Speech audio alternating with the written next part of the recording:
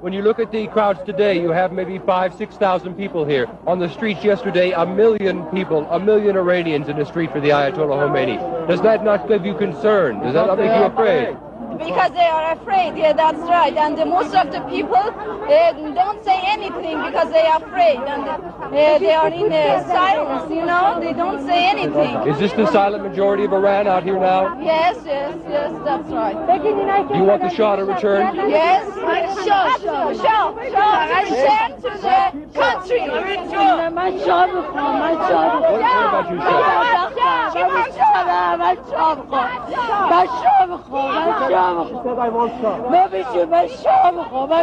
Why do you want the Shah? Why does she want the Shah?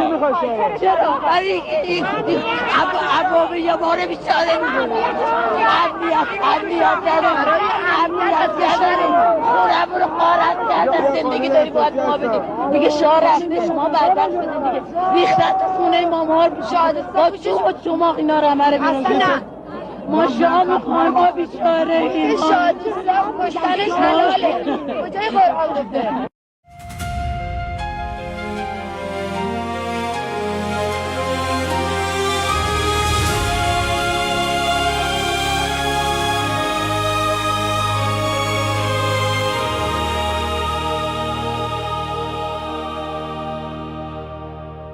47 years we've been bleeding in the dark, under the shadow of the Islamic regime, with a stone-cold heart. They silenced our voices, they turned off our light. 58 days without internet, but we still fought the night. Our children took the streets, they raised their empty hands, and the world looked away. Do you understand? Do you know Europe? Do you know what's been done? Do you know Europe? 42,000 souls are gone, killed in 2 days by a regime drenched in blood. Do you know Europe? Or have you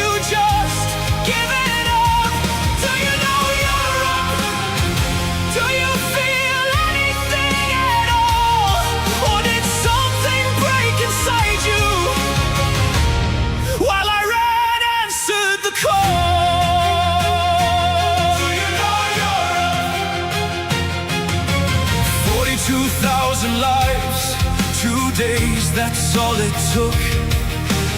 Mothers and fathers and sons, did you even look? We stand with Crown Prince Reza Pahlavi, our hope and voice. Millions behind him marching, he is our only choice.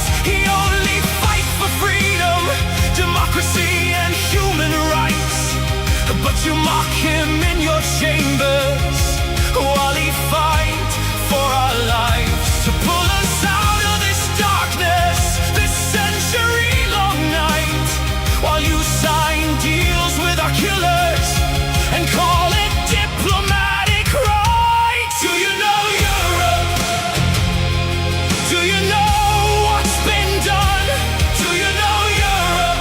They hang 60-40 souls one by one, hanged within 4 months by a regime drenched in blood. Do you know Europe? Or have you just given up? Do you know Europe? Do you feel anything at all? Or did something break inside you while I ran answered the call? Do you know Europe?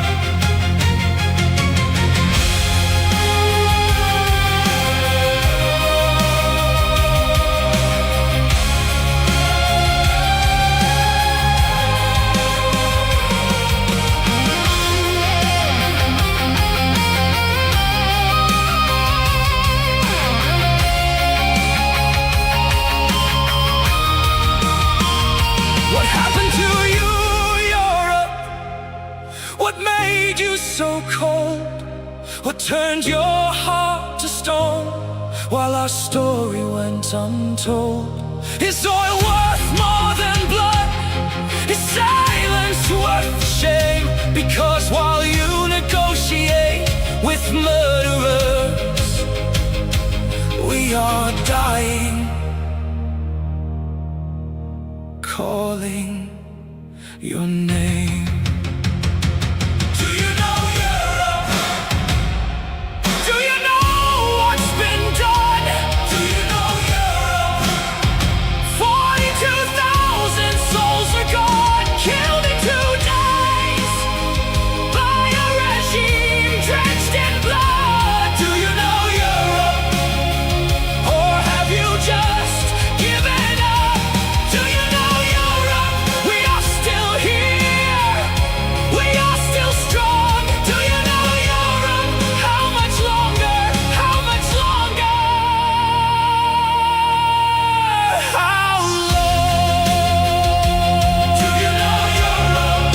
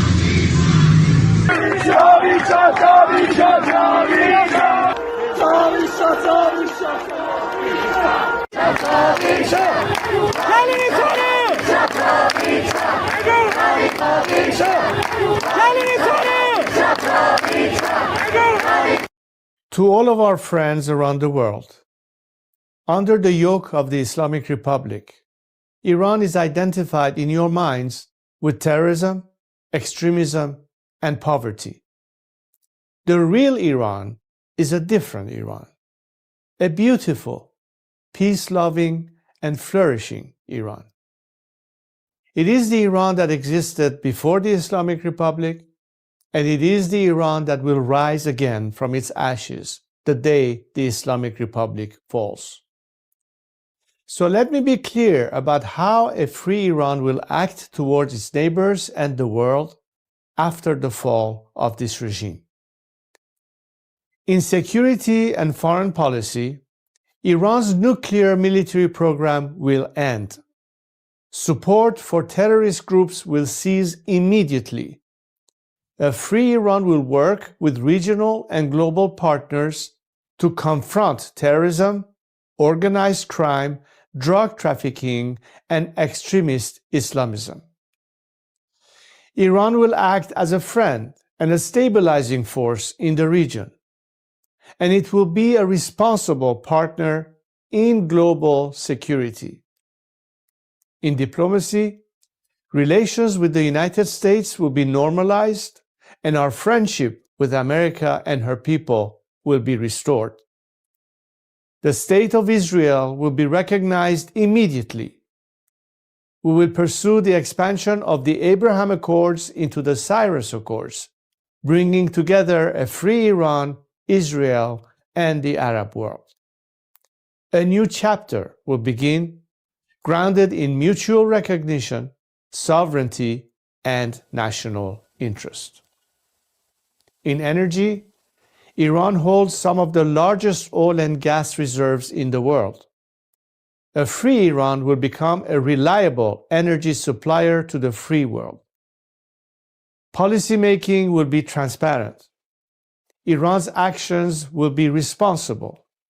Prices will be predictable. In transparency and governance, Iran will adopt and enforce international standards. Money laundering will be confronted. Organized corruption will be dismantled. Public institutions will answer to the people. In the economy, Iran is one of the world's last great untapped markets.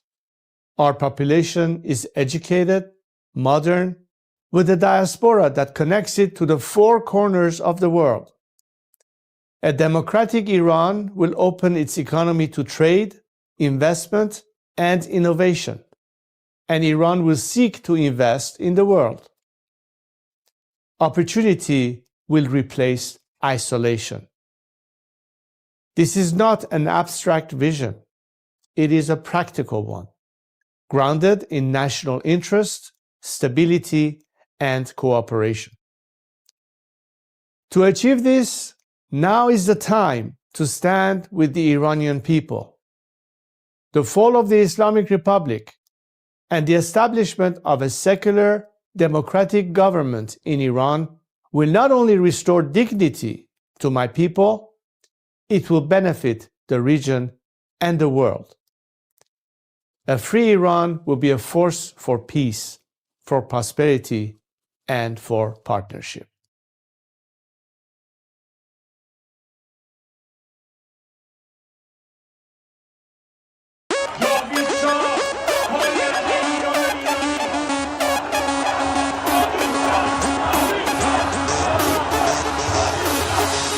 وقتی واسه غم نی گرچه قصه هامون کم نیست همه خسته این قبولم ما فرصتی واسه ماتم نیست روشن میشه فردا خورشید سرزمین ما سرم باز و سینه سپر بلند میگم جاوید شاه وقتی واسه غم نی گرچه قصه هامون کم نیست همه خسته این قبولم ما فرصتی واسه ماتم نیست روشن میشه فردا خورشید سرزمین ما سرم باز و سینه سپر بلند میگم جاوید شاه روبروم یه واژه یه هدف به نام انتقامه پشت سرم دعای مادر و تو دستم تفنگ بابامه رو زبونم اسم شاه بگین عشق بی انتهاست هر جا اسم ایران اومد اونجا صدای بچه رضاست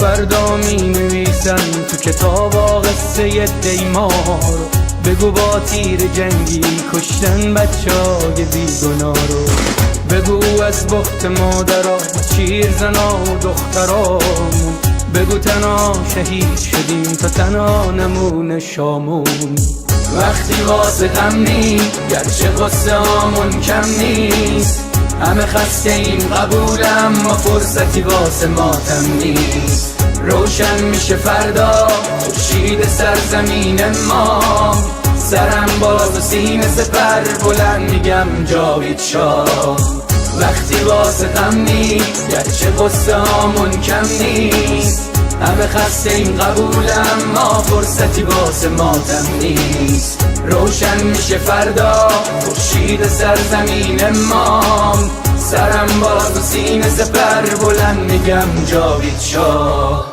وقتی واسه غم نیست گرچه قصه هامون کم نیست همه خسته این قبولم ما فرصتی واسه ماتم نیست روشن میشه فردا خورشید سرزمین ما سرم باز و سینه سپر بلند میگم جاوید شاه سلام من به تو یار قدیمی منم همون هوادار قدیم سید سلام چطوری مردک کلی کتلت شدین دایی بدون مدرک سلام بسیجی قهرمان رفتی پیش توسی با پنیر و یه نون سنگک سلام به محفل قرآنیتون سلام به مدیرای بحرانیتون سلام به حاجی اکبر و طوله هاش و خارج و رفقای ارگانیتون سلام به دزدای پول ملت که تش میفتین توی تور ملت سلام به همه شما کرکسایی که دارین نونتون رو میزنین تو خون ملت تا که تش زیر دست و پاک و تک بخورین حالا هی به یه بادکنک بدوین سلام آخر تو زندان باشه وقتی قرار به این آب خنک بخورین مرگ بر ملا متولی ننگ در دنیا ننگ بر دوتا مجاهد چپی بعد از ملا مرگ بر ملا متولی ننگ در دنیا ننگ بر دوتا مجاهد چپی بعد از ملا اینو بگذاریم به خاک میرسیم تجزیه طلبی که به خاک بیرسیم ایران مردمش وطن پرستن از کرد تا بلوچ بری به فاک میرسی توف به هر چی مرسی است توف به هر کی در پی تجزیه است توف به لوی و همونی که شیفته ی گل ملیگرا تو وطن خدا نسلی هست سر کردستان همه برپا شدن بلوچستان فدای مهسا شدن شم واحد که شیر و خورشید ما بقی جعلی ها تنها شدن شادی باشه واسه همه در میهن کور بشه چه شهرچی اهریمن رخه رو بگی تا اون 6 کلاس سواد و خبرگان و مجد سری ترجیحن شبهای عروس و دامادی باشه برن سلامتی نوش کنن آبادی باشه مقصد کجاست میدون شهیاده به سمت اتوبان آزادی باشه سلام به نسل ندید پدیدا نبودیم ندیدیم قدیمتی ما شاه بود تو شادی کل میزدین حالا شاه بر میگرده پیک میزنین مرگ بر ملا متولی ننگ در دنیا ننگ بر دوتا مجاهد چپی بعد از ملا مرگ بر ملا متولی ننگ در دنیا ننگ بر دوتا مجاهد چپی بعد از ملا مرگ بر ملا متولی ننگ در دنیا ننگ بر دوتا مجاهد چپی بعد از ملا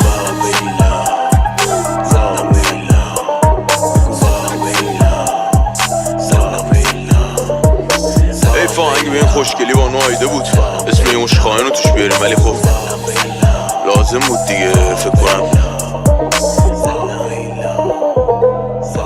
با نایده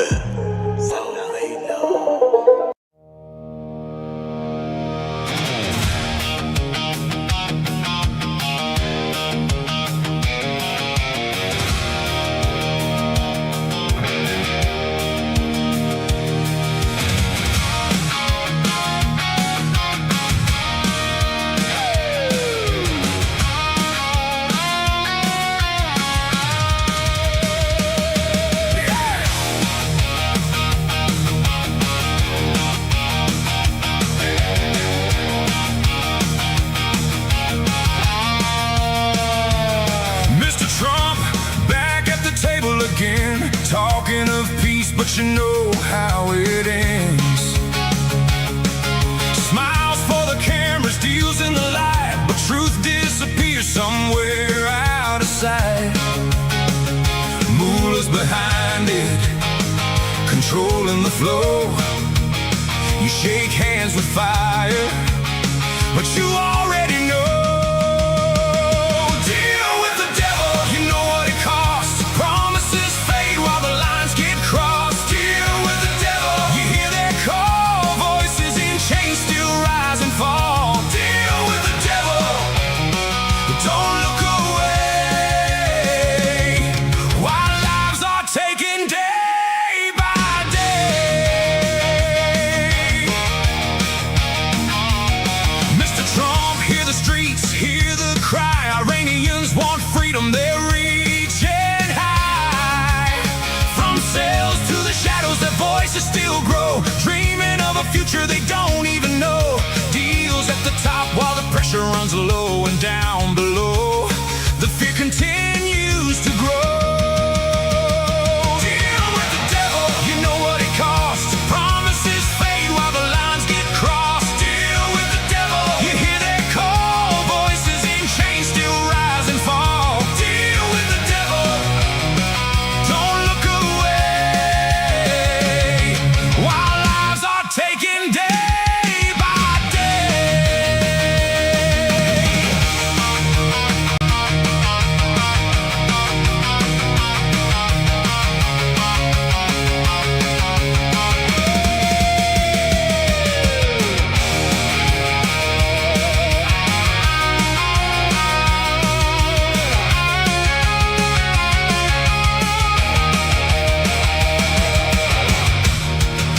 Mr. Trump, now the moment is real. Reagan, Obama, pressure deal. One stands firm, one bends to the game. History writes down the choice and the name. Stand with strength, don't let it all go. You don't free millions. Silence, more lives erased, while freedom is pushed further away. Be the Reagan they need, take a stand, don't trade their future for a sake of a hand. Deal with the devil, you know what it costs. Too many lives already lost. Deal with the devil, you hear their call. Iranians fighting, they won't let it fall. Deal with the devil, don't look away while lives are taken day by day. Mr. Trump, be like Reagan, no deals with the devil.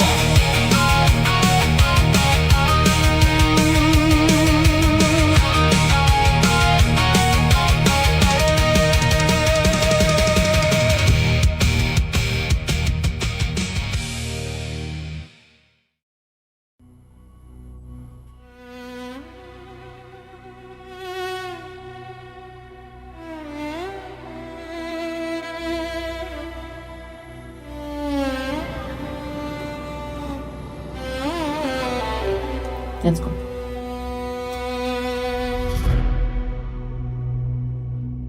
میخوام بگم از دلم، از عشق به این میهنم، به امید روز شکست دشمن شاه برمیگرده به وطن.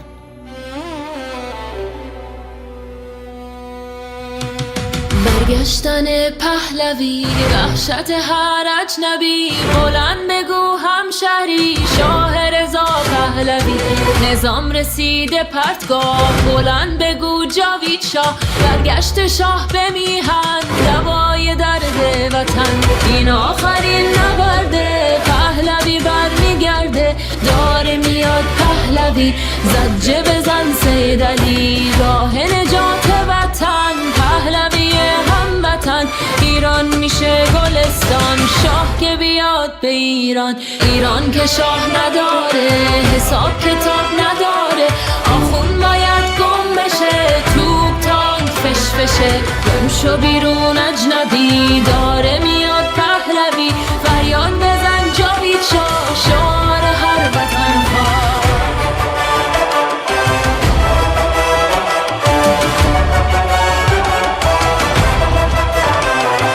ما شاه میخوایم نه ملا بذار بشنوه دنیا ایرانی داد بزن شاه تو فریاد بزن برگشتن پهلوی وحشت هر اجنبی بلند بگو هموطن شاه رضا پهلوی فریاد بزن جاوید شاه شعار هر وطن خواه بلند بگو جاوید شاه شعار هر وطن خواه فریاد بزن جاوید شاه شعار هر وطن خواه بلند بگو جاوید شاه شعار هر وطن خواه فریاد بزن جاوید شاه شعار هر وطن خواه بلند بگو جاوید شاه شعار هر وطن خواه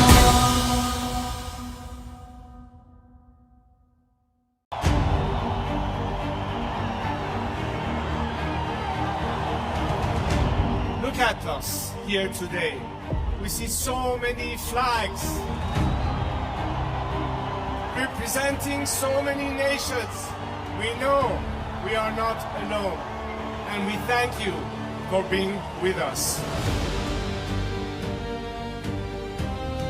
For all people around the world who stand today in unity with the Iranian people, this is not just because it's good for us, and you do it out of compassion and care for our rights to liberty and justice and equality and human rights.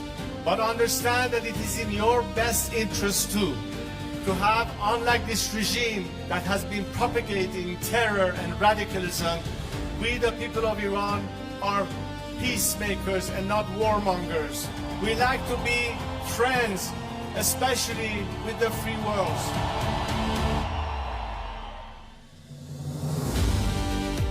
We'd like to be able to have the best neighborly relationship with the people of our area and the region, with the Arab countries, with Israel, and all our other neighbors.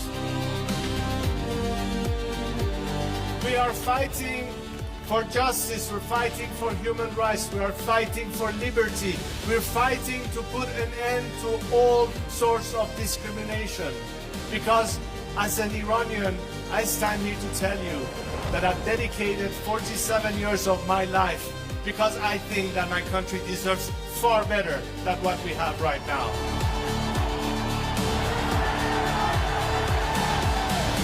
Now understand that their best remedy is to support the people of Iran, because ultimately a free Iran will be your best partner, not just to bring stability and peace, but it will be in your best economic interest and opportunities.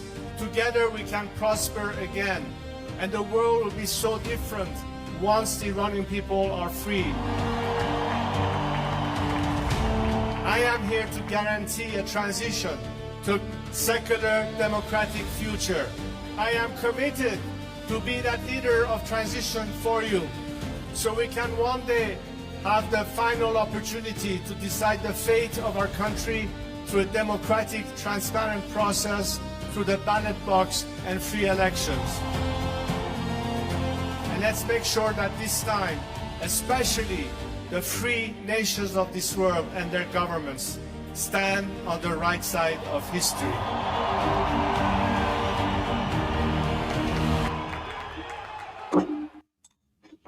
Well, Durud, everyone. Good morning, good afternoon, good evening, wherever you are.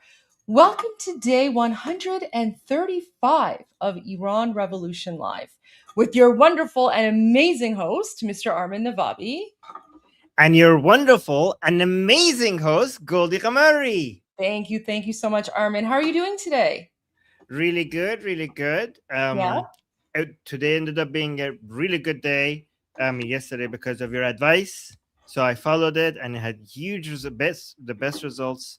And I'm going to do that now every year. So thank you for that. Also, following your advice, I also went and some shopping. So I don't know if this meets your approval. Is that okay? I like that. Okay. You know what? Now I feel like I need to dress up a little bit more and look professional.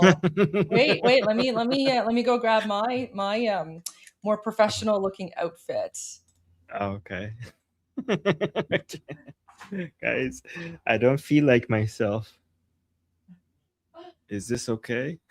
It looks great. Oh, really? Okay. I got 7. I got 7 of exactly these in 7 different colors.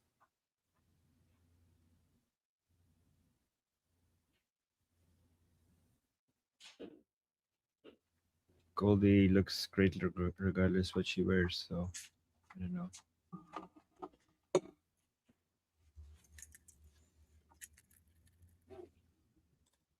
All right, there we go. Oh. I put on like wow. Okay.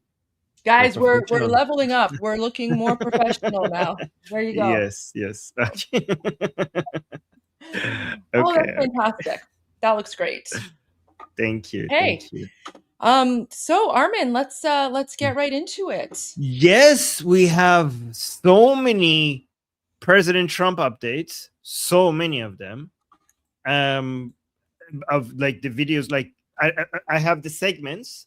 I know you prefer to do the whole video, but I was wondering if you, I think it might be better just do the segments.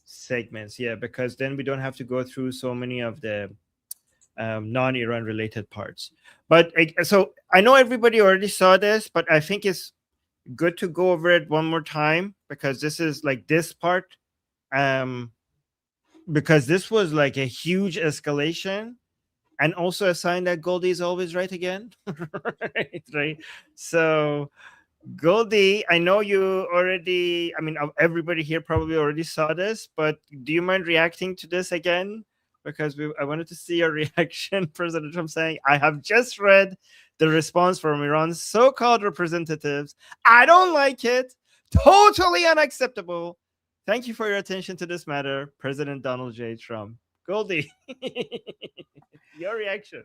Well, first of all, I like the fact that he's putting representatives in quotation marks, because that to me, he's basically indicating that he knows that there is a problem with the, so-called leadership within the Islamic regime. It also makes me think that President Trump does not view the Islamic regime as a legitimate representative of Iran in and of itself, right? Because one of the things that King Reza Pahlavi has been saying constantly is that the Islamic regime is illegitimate. It does not actually have the authority to be in control of Iran. And the only reason that they are in power, and this is a fact, the only reason they're in power is through force and through murdering people. So to me, this makes me think that President Trump is on the same page and thinking the same way. And then he continues, I don't like it, totally unacceptable. Thank you for your attention to this matter. So it also lets me know that President Trump is not budging. President Trump has made it very clear that the only deal and the only terms he's interested in is unconditional surrender.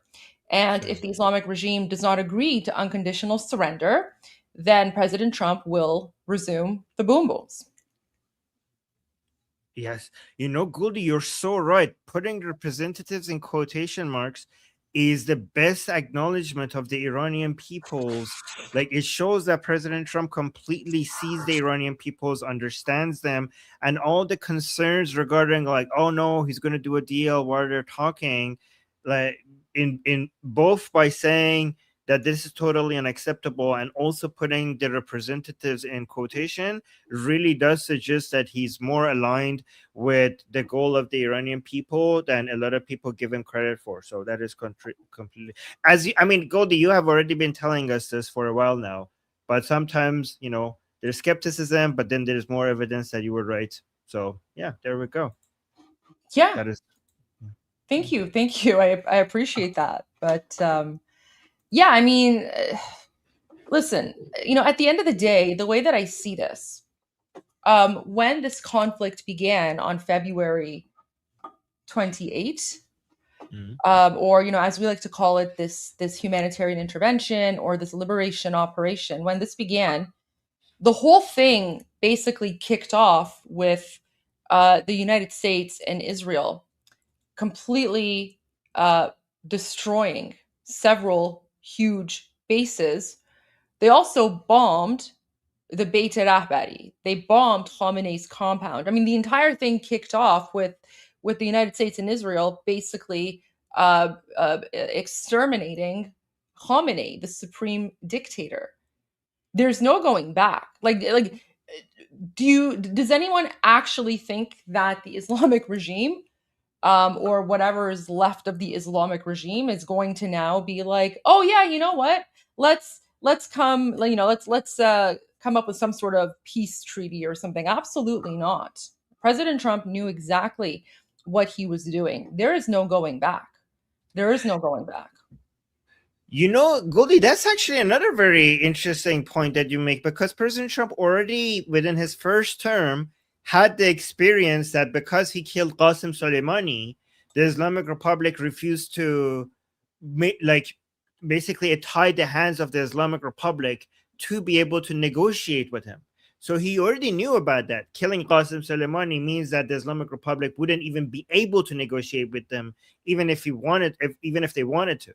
So based on that experience, what did he think would happen when he kills Ali Khamenei? Then he ties their hands even more. It makes it even more impossible for the regime officials to come and bend the knee to him, which means the only outcome is, aggressive kinetic attacks on the Islamic Republic targets, right? Absolutely. Yeah. Exactly. So let's, by the way, to confirm what you just said, Goldie, regarding what this representatism quotations suggests, let's go now to President Trump saying exactly that after he made that post, which is a confirmation that you were correct. Yeah. The level of ferocity for protests, the people are watching it. They want to go out on the streets. They have no weapons. They have no guns. We thought the Kurds were going to give us weapons, but the Kurds disappointed us. The Kurds take. They have a great reputation in Congress. Congress says, oh, they fight so hard. No, they fight hard when they get paid. So I'm very disappointed in the Kurds, but they were given. I said it wasn't going to work, by the way. I just have to say it. I disagreed with what they did. They gave it. I said, they'll never get there. And I was right. I like to be right. In this case, too bad, but we sent some guns with ammunition, and they were supposed to be delivered, but they kept it. I said they're going to keep it, but what do I know? I've only been doing this a short period of time. What do I know? Go ahead. Wow, Goldie, that's wow. So for a third time, he's confirming that he was trying to arm the Iranian people, and the Iranian people need weapons. And all of his talks regarding arming the Iranian people is now repeating over and over and over again. Mark Levin, President Trump, Lindsey Graham, we're seeing it becoming a major, major topic, which is great. And President Trump also again confirming that they already tried to do that. What do you think? Do you think that that means that the Iranian people are being armed or have been armed, or that this is going to continue to be the strategy? What's your entire interpretation from this clip here? I have a feeling that not only are the Iranian people being armed, I have a feeling they're also being trained. I have a feeling that maybe the reason that we're seeing a little bit of a delay is that it's not just about arming them, it's about basic training. And the reason that I say this is because I was watching or I was looking at President Trump's Truth Social account yesterday, and he posted 3 video clips from Mark Levin, Mark Levin's show on Fox News. This would have been Saturday night. I still haven't seen his Sunday night show, which I do want to watch later, probably in the evening. But let me share the link with you, because this. Let me just put it in. I don't know if you've seen this, but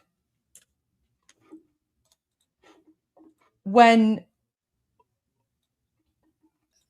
me put it this way. I just want to repeat this before we watch this, because this isn't just about what Mark Levin is saying on Fox News.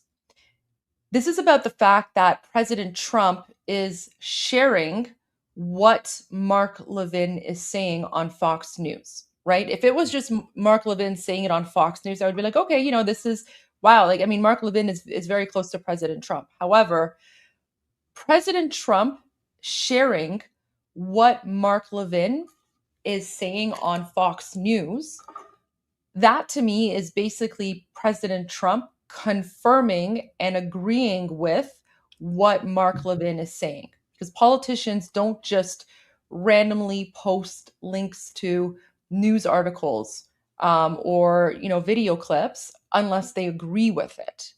So that's what's really significant about this clip. Right. Have you seen this one? No, actually. Okay. So thank you for sharing that. Let's actually thank you for sharing. Let's watch this. Let me actually make it full screen. We don't have to create opposition. There is opposition. Oh, yeah. We need to seize the opportunity. Can you pause for a And we second? need to seize. So the part where he says we don't have to create opposition, there is opposition. This is also very significant, Armin, because if you recall, just a few days ago, Mark Levin actually quote tweeted King Reza Pahlavi. Yes. So Mark Levin saying that we don't need to create opposition, there is opposition. And the fact that he's saying this only a few days after he retweeted King Reza Pahlavi, right? Like if we connect the dots here, he's basically saying that we have, there is legitimate opposition, and that opposition is His Royal Highness, the Crown Prince of Iran.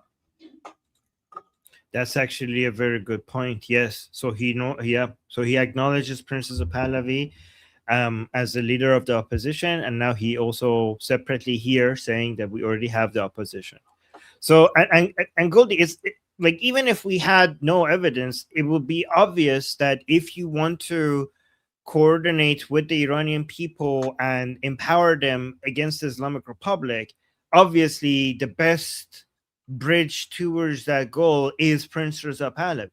Like obviously the people who came out and bled for and risked their lives for one name and only one name after the call to action by only one person, if you want to help mobilize, I mean, the mobilization has already happened, but if you want to empower the mobilization against the Islamic Republic, then the only way to do that is to talk to their leader and coordinate with their leader. So it makes no sense for them to do anything but that, right? So I'm pretty sure there's some level of coordination happening between the Americans or Israelis and Prince Reza Pahlavi, because it wouldn't make sense not to do that. And these people are intelligent people, so yeah. The opportunity. And by that I mean that our CIA, along with the Israeli Mossad, make determinations about the best way to determine who to train and arm, while at the same time we continue the economic stranglehold, and our military, along with our allies, the Israelis, provide coordinated support with targeted and supportive attacks on the IRGC and the Basij paramilitary police. That's for a second, in my view. So again, this is what makes me think the reason that there's a little bit of a delay is because the Eternal Guard, the Garda Javidan, are being trained, because even Mark Levin in his message, he literally just said the CIA and Mossad are determining who to train and arm, and President Trump is sharing this message on his Truth Social, which means President Trump agrees with this. So this is why, as of last night, I now believe that the reason there's this delay is because the Garda Javidan is being trained and armed.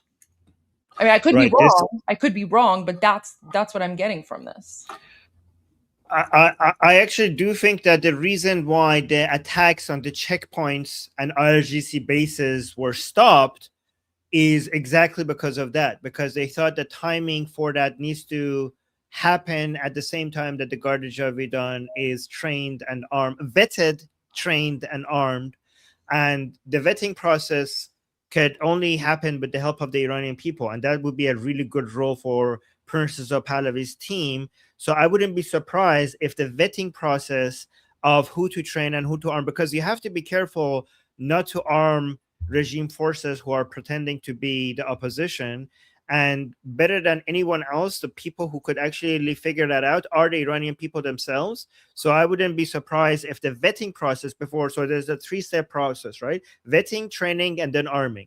So I wouldn't be surprised if the vetting process is done with the help of Princess of Pahlavi's team. If that comes out that was happening, it wouldn't be surprising. Also, guys, when it comes to arming the Iranian people, one thing we have to keep in mind is that it wouldn't be surprising if they were also being armed with drones. So we already have 2 examples as precedent for arming the local population with drones and training them on how to use drones. So we're not talking just guns, we're talking drones as well. One was when the Ukrainians armed and trained the opposition to Assad in Syria with drone technology. And the other one is Mossad agents, Iranian Mossad agents inside Iran have already been operating drones against Islamic Republic missile launchers right at the 12-day war. And those are Iranians. So guys, remember, whenever we say Mossad agents in Iran, we're talking about Iranians, not Israelis. And we already have precedent for them using drone technology against the missile launchers, for example. So that could be repeated against checkpoints, IRGC bases, IRGC security personnel who are trying to suppress the Iranian people. So we could have 2 things happening at the same time. We could have arming the Iranian people with drones and guns, but also have Israeli drones at the time of the uprisings, providing support from the air to the Iranian people as well. How you do it? Well, Mark, you never served in the military. I know history. I know history. Nobody alive ever served in the Civil War either. Nobody alive ever served in the Revolutionary War either. That's not the point. You do leave it to the experts to figure this out. But the President of the United States, the Commander-in-Chief, he makes the decisions. And I look at history. I look at success. Success in destroying the Soviet Union. Success in pushing communism out of Central and South America. And we did this. Success in pushing communism out of parts of Africa. Success in pushing the Russians, the Soviets, out of Afghanistan. We didn't send in troops. We armed the freedom fighters, the Mujahideen in Afghanistan and others throughout the world. So, guys, some people might be thinking, like, what the hell? Like, the Mujahideen was supporting the Mujahideen against the Soviet Union. Why are we comparing the Iranian people being trained and armed to that? Because supporting the Mujahideen is what led to the rise of the Taliban, right? However, the point that Mark Levin is not making here is not whether those people were good or bad, or whether or not that was justified or not justified. We could have different agreements, different views, and we could agree or disagree about that. The point is that it works. All right. So maybe like at that point, so obviously the Iranian people are not like the Mujahideen in Afghanistan. All right. Supporting the Mujahideen in Afghanistan in the short term worked. In the long term, it backfired, created the Taliban, and became a safe haven for ISIS. But at the end of the day, it worked against the Soviets. It worked against them. It worked. It was an effective tactic. And the reason why, so the fact that it works as a tactic is the main point here. And obviously, the backfiring part is not going to happen with the Iranian people, because the Iranian people are not Islamic, Durka jihadi minded. So the working part would be the same, but the backfiring part will not be the same, because the Iranian people are secular, democratic minded, and they're not Islamic minded. Why would we take this off the table? If the Kurds stole weapons, and the Kurds have been great allies of ours everywhere around the Middle East, they are patriotic, they are pro-American. There are other ways to do this. Where? The question. So just to be clear, the separatist Kurdish people are not patriotic, but yes, the vast majority of Iranian Kurds are patriotic. The separatists cannot be patriotic because they are fighting against the nation states that they're in, and there is no nation state of Kurdistan. So they are basically anti-patriotic. But the vast majority of Kurdish Iranians are extremely patriotic, and they're against the Kurdish separatist movements. So yes, somebody's saying Kurds are patriotic to what exactly? To Iran. Iranian Kurds are patriotic to Iran. But I don't. If you're talking about the separatists, then on this point, I disagree with him. The question is whether our CIA is up to the task. I hope it is. I don't know anything about the bureaucracy over there. I remember William Casey, the director of the CIA under Reagan. That man was fearless. It's something to think about quite seriously. This is how we've dealt with it in the past. Obviously, Iran's not Afghanistan, it's not Angola, it's not Nicaragua, and so forth. But as I see it, as we have all seen, the Iranian people have been more than willing than any other people to die for their liberation. They want liberation, and I bet they want retribution against this regime for slaughtering tens of thousands of their family members and raping and torturing their young women, their daughters, their sisters, their wives, and their mothers by the tens of thousands. They just need an opportunity. They can't do it with their bare hands. But the point is this: the only certain way to ensure that the Iranian regime can never and will never spread its revolution here, in the Middle East, in Europe, or anywhere else, and all that evil and horror that goes with it, involves its elimination. No matter what President Trump does, he will be attacked by the Democrats, the media, the isolationists for his heroic actions against the Iranian regime. So I would ignore the Democrats and the media and the isolationists. They want failure. They will define success for them as our failure as a nation, because they are driven by a deranged mentality about politics and exploitation for power. They are fundamentally power hungry. We've come so far. We've made such incredible progress. Victory is in sight, in my view. There's a gentleman by the name of Efren Fard. He's an expert in counterterrorism on Iran and Middle East, based in Washington, and he writes the following in the Jerusalem Post. Moments in which internal crisis and external pressure converge at this level, he's talking about Iran, are rare. And history suggests they don't remain open indefinitely. Previous opportunities for fundamental change were constrained by hesitation, particularly at the level of international coordination, and those constraints carry consequences. The current moment presents a similar test, but with higher stakes and less margin for delay. If the regime survives, he writes, the ideology that defines the system will remain intact, along with its patterns of behavior, as a threat that cannot be managed indefinitely. Systems defined by this level of ideological rigidity and expansionism do not evolve into moderation. They persist until they are forced to change or cease to exist. Wow, that's perfectly said. Good job, Irfan Fard. The removal of this structure would not only address an immediate security challenge, but would also open the possibility for a different relationship between Iran and the region, one that aligns with the emerging framework established by the Abraham Accord. Soon to be renamed as the Cyrus Accords when Iran joins. Now, to be clear, I don't have access to all the information the president has or the military and intelligence experts, but I know what I know. And I know the president of the United States, President Trump, always has the best interests of the American people at front of mind. And that will be his guiding motivation. And frankly, I could not be prouder of our president, his team, and our military. I could not be prouder of all of them. My unsolicited advice, just as a commentator, somebody who studies history, stay the course. Stay the course. But thank you to all those who've brought us to this point, where frankly nobody thought we would ever be.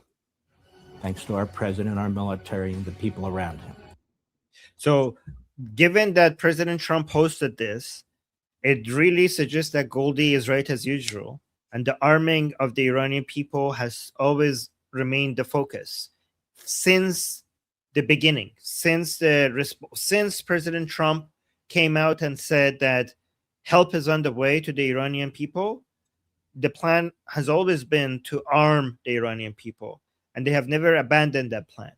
It's interesting to see what was the new abandoning the separatist groups being the way that they arm Iranian people. I wonder if from the new strategy of arming the Iranian people is from southern Iran, because that would make a lot of sense to me if that was the case. But we'll see. All of this will eventually come out. Let's go to the next video. Goldie, do you have the right microphone connected? Yes, right? I think so. Is my audio not working well? No, the audio is good. There's just a lot of tapato. Sorry, I will mute myself. Oh no, that's okay. I was just wondering. No, I think it's my mouse. I got a new mouse, but it's really loud. I need to get like a different mouse that isn't as loud when I click. No, it's okay. All right. So we have another video, another segment. Guys, we get so many juicy segments. Look at this one. For the time being, the ceasefire remains in place. It's unbelievably weak. I would say. I would call it the weakest right now. After reading that piece of garbage they sent us, I didn't even finish reading it. They said, I'm not going to waste my time reading it. I would say it's one of the weakest right now. It's on life support. They understand these are all medical people. Dr. Oz, life support is not a good thing. Do you agree? Bad prognostic. I would say the ceasefire is on massive life support, where the doctor walks in and says, sir, your loved one has approximately a 1% chance of living. For the time being, the ceasefire remains in place. Wow, guys, he called it the piece of garbage and the weakest that it has ever been. Not even worth the time to finish reading it. Guys, remember when you were panicking, saying like, oh, President Trump is saying, I'm very, very confident that I'm going to get a deal. I'm sure they're going to give us a deal. They really want to give us a deal, and they're going to give us everything that we want. They're going to agree to it. They're going to agree to it. They really want. Now, look at this. See? Goldie was telling you that nope, President Trump was absolute surrender, and they're not going to do absolute surrender. So we're going to go back to potentially very soon. I don't know. What do you guys think in the chat? We're going to go back to military operations. I mean, we're already doing military operations, but yeah, more of that. Guys, here's a very easy way to dissect all of this and basically understand why we think that conflict, like major conflict, between the Islamic Republic and United States will continue until the Islamic Republic falls, right? Even, I mean, with the Israel is without goes without saying, but the United States, here's the thing, okay? I'll simplify it and let me know if you guys agree with this or not. Let me know in the chat, okay? We know that United States cannot tolerate the Islamic Republic with the ability to enrich uranium. It's just something that cannot be accepted, right? It just can't. We know that they need that enriched uranium out. We know that the Islamic Republic should not, the United States cannot continue accepting or tolerating a nuclear-capable Islamic Republic. So that's a given. One way or another, that has to go away, right? So far, so good. So far, so good. That's what. We know also for a fact that it's close to impossible for the Islamic Republic to come out and say, like, fine, here's the enriched uranium, fine, come, we will never enrich uranium ever again. Okay, so far, okay, so Torah in the chat is saying, yes, so far, so good. What about this part? Do you guys agree with this part? So the second part, do you guys agree with? Also, so the United States cannot tolerate a nuclear-capable Islamic Republic. Islamic Republic cannot, because it has tied its own hands. It cannot come out and just say like, fine, I'll give up. That would be the end of it. That would be the end. That would not be the Islam. If the Islamic Republic ever does that, it's not the Islamic Republic anymore. So basically, we have two positions that cannot be changed, and there is no room for them to meet each other halfway. It's just so far apart. So this means that one way or another, the Islamic Republic must go. I don't know how long it takes, but one way or another, the Islamic Republic must go, given that none of these two positions can change. Right? So you agree? Everybody in the chat, you're with me? Agree with me? All right.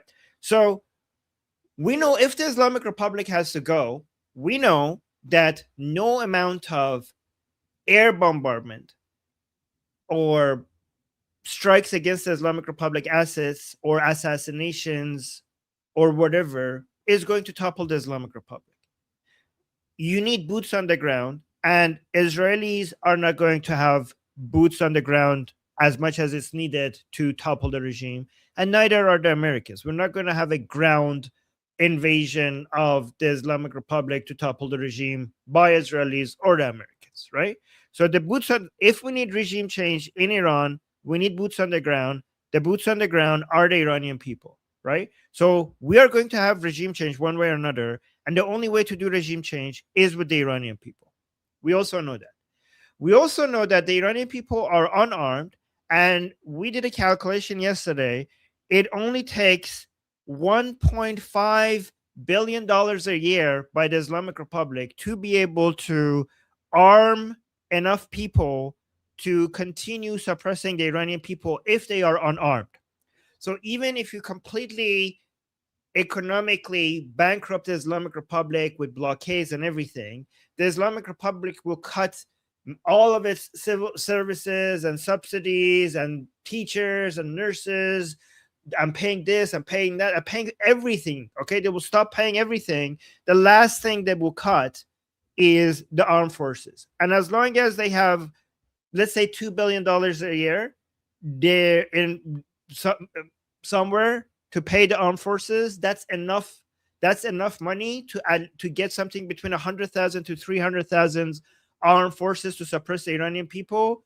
If they're armed, even if the Iranian people come out in millions, they have enough people who are armed to suppress the Iranian people. The only way to change that calculation is to arm the Iranian people, okay? Because even with complete blockade and bankruptcy of the Islamic Republic will be able to find a way to sell enough oil through other means at much lower capacity, but enough to make at least $2 billion a year to pay the armed forces to suppress the Iranian people. The only way you could change that calculation where that number is not good enough, where 300,000 armed forces are not good enough to suppress the Iranian people, is to arm the Iranian people. So given that the situation that we're in has only one solution, which is toppling the Islamic Republic, regime change, right? Basically toppling the Islamic Republic. And given that the blockade and the economic bankruptcy of the Islamic Republic is not enough to stop them from being able to suppress the Iranian people, the only remaining solution here, in my opinion, is to arm the Iranian people. And if you do that, the calculation completely flips. Then the amount of forces the Islamic Republic needs to suppress the Iranian people will become astronomically higher and something that they would not be able to afford. What do you guys think about that? What do you guys think about that calculation? Yeah, so yeah, it will become Cuba, but it will not. But the only difference between, the main difference between what the situation in Iran and Cuba is that the Islamic Republic is so much more evil. So the Islamic Republic is able and willing to do things that no current regime has done. Like the massacre that the Islamic Republic has done is, so when you are able and willing to do that level of massacre, then it's cheaper to stay in power. If you are trying to avoid killing people at that higher level that the Islamic Republic did in early January, then suppressing the Iranian people would be a lot more expensive. But if your standards are so low and you have no limitation and you're capable and willing to just shoot with machine guns into crowds of Iranian people, then the cost of suppressing the Iranian people will become a lot lower. And that's the difference between what the situation in Iran and Cuba. And that's why we need to arm the Iranian people, and the blockade is not enough. You guys agree? All right. The blockade is necessary, though. Don't get me wrong. So let's go to the next video. Agree? Okay, fantastic. So this one. Oh, this is a real, guys. We have new garbage analysis by commentators saying that, oh, President Trump is getting tired. He's getting tired.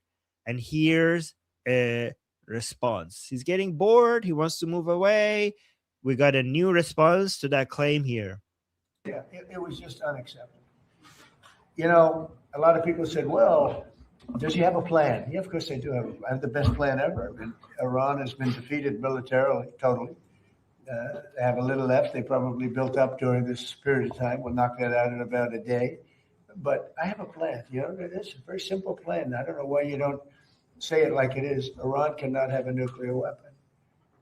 They're very dangerous. They're very volatile. It's a terrible thing that's happened over there. They've killed 42,000 people in the last 2 months. 42,000. At least that's what we know of. 42,000 people. They killed numerous people over the last week, but they killed 42,000 people a month ago, a month and a half ago. They were unarmed protesters, not at all violent protesters. And they started taking them out, shooting them. So we're not going to let them. That's the plan. You know, people say, what's the plan? The plan is very simple. The blockade, first of all, was a part of military genius, just like Venezuela was military genius. We have the greatest military in the world by far. And we're stocked up with great ammunition. We have much better stuff than we did 2 months ago when we first did the attack, which knocked them for a loop. But very simple. Iran cannot have a nuclear weapon. Can't have it. And if they did have it, the Middle East would be gone, Israel would be gone, and then hit Europe probably next. We're doing a service to the world. And this has gone on for 47 years. Other presidents and leaders of other countries that have the power should have done it, but they didn't do it. But it's a very simple plan. Iran cannot have a nuclear weapon, and they won't have a nuclear weapon, and they didn't want to go that far. If you can believe it, they didn't. How stupid. Are they stupid people? They didn't want to believe it. They think that, well, I'll get tired of this, or I'll get bored, or I'll have some pressure, but there's no pressure. This is the part. This is the main highlight. Listen to this. They didn't want to go that far. If you can believe it, they didn't. How stupid. Are they stupid people? They didn't want to believe it. They think that, well, I'll get tired of this, or I'll get bored, or I'll have some pressure, but there's no pressure. There's no pressure at all. We're going to have a complete victory. We've already, in theory, had a complete victory from the military standpoint. The military, look, their Navy is dead. They have 150. They had 159 ships. Right now they have 0, other than the little speedboats that go around that got taken out 8 a day by us. They have no air force. Oh, one thing, guys, regarding the speedboat, I heard an analysis that suggests that the Islamic Republic speedboat, deploying speedboat capacity has been reduced because they used to notice that every time they send speedboats, they will send out, I don't know, 20 or 30, like sometimes up to 40 or 50 at the same time. But now when they're coming out, they're coming in like number 6 or 8. So some people are like wondering, oh, why are the numbers so low compared to before? I don't know why the numbers are lower. One theory might be that after President Trump gave the go-ahead to also take out the speedboats, what that did is that it made many people afraid to come out with speedboats again. So the people who assume that this was less dangerous are not, basically they're defecting, and maybe they imagine, for example, you go on one of these missions and then, I don't know, there's like 20 or 30 of you, and then the Americans attack and you see like, oh my God, so many of the speedboats around me were just exploded right next to me. My friends and my childhood friends and stuff, like you can see their bodies floating on the sea or whatever. Like, okay, I'm not doing that again. So you used to do these operations thinking that it's kind of safe, but now if you saw how dangerous it was, maybe a lot of them would just go home and like, yep, I'm not getting paid enough for this, I'm not going to go. Of course, They have no anti-aircraft. Now, they probably put the shoulder jobs into service over the last 3 weeks, probably. But essentially, they have no anti-aircraft. They have no radar. And frankly, their leaders have been killed at the first level, second level, and half at the third level. And then they come back and they want to negotiate, and they give us it's a stupid proposal. And nobody would take it, although Obama would have taken it, Biden would have taken it. What they took was far worse. Okay, guys, this is a very good reminder that we are not going to have a sunset clause, right? So when he keeps reminding us about Obama, remember, what were the main problems with the Obama deal, with the JCPOA? What were the main problems? The number one main problem was the sunset clause. Another problem was that it didn't have the observers were limited to certain locations, right? But the main problem was the sunset clause. Like, that's what President Trump kept on attacking, right? So if the United States does a deal with the Islamic Republic that has a sunset clause, meaning that there is a time limit for when the Islamic Republic has to stop enriching uranium and it can continue enriching uranium after, it would be impossible for President Trump to sell that as a win, given that his main problem with the JCPOA, with the Obama deal, was always the sunset clause, right? So it's very hard to imagine President Trump agreeing, like people, like they were saying 20 years, 15 years. The Islamic Republic was saying 5 years at some point. There shouldn't be any years. There should be, you should force them to agree, which would be a surrender if they do that, by the way, to a deal that has no time limits. And the reason why that would be the fall of the Islamic Republic, because the Islamic Republic will have zero legitimacy if they agree to such a thing, and they won't. So we stopped them twice. We stopped them when I terminated the worst deal probably ever made in the history of our country in terms of defense.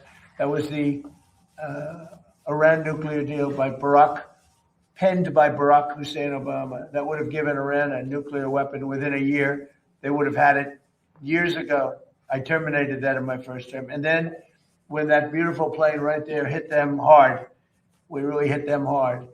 And they told me, I want to just tell you this, because they like to say, oh, well, maybe it wasn't that hard a hit. Iran told me very strongly, because they intend to give us the nuclear dust, as I call it. It's easier than talking about other terms, because it's a term everyone knows. But the nuclear dust, which is what we hit, they told me, number one, you're getting it, but you're going to have to take it out, because the site was so obliterated that there's only 1 or 2 countries in the world that could get it. It's so deep and got hit so hard that there's no way they have the equipment to move it. You and China are the only 2 countries in the world that could take it out. So we talked about it, and they said, you'll have to take it out because we don't have the capability of doing it. Okay, so guys, you have to take it out. Listen to this part again. This means that there is no way other than regime change to get this done. So they're not going to tolerate the enriched uranium staying there. Twice. We stopped them when I terminated the worst deal probably ever made in the history of our country in terms of defense. That was the Iran nuclear deal penned by Barack Hussein Obama. That would have given Iran a nuclear weapon within a year. They would have had it years ago. I terminated that in my first term. And then when that beautiful plane right there hit them hard, we really hit them hard. And they told me, I want to just tell you this, because they like to say, oh, well, maybe it wasn't that hard a hit. Iran told me very strongly, because they intend to give us the nuclear dust, as I call it. It's easier than talking about other terms, because it's a term everyone knows. But the nuclear dust, which is what we hit, they told me, number one, you're getting it, but you're going to have to take it out, because the site was so obliterated that there's only 1 or 2 countries in the world that could get it. It's so deep and got hit so hard that there's no way they have the equipment to move it. You and China are the only 2 countries in the world that could take it out. Well, guys, that's a big deal. The Islamic Republic has told President Trump that even if we wanted to give you the nuclear dust, we couldn't, because it's so deep underground and it's so much under the rubble because of the bombardment that President Trump did on the Operation Midnight Hammer, that we can't actually get it out. So if you want it, you have to come get it. So you have to just come get it yourself. And yeah, so one way or another, the Americans have to go to Iran to get the nuclear dust out there, one way or another. And to me, it seems very, very difficult and risky to American soldiers to try to go get the enriched uranium while still at war with the Islamic Republic. Like, this is what something I've been saying for a long time. It's not ideal. I mean, if they're forced to, that's what they're going to be doing.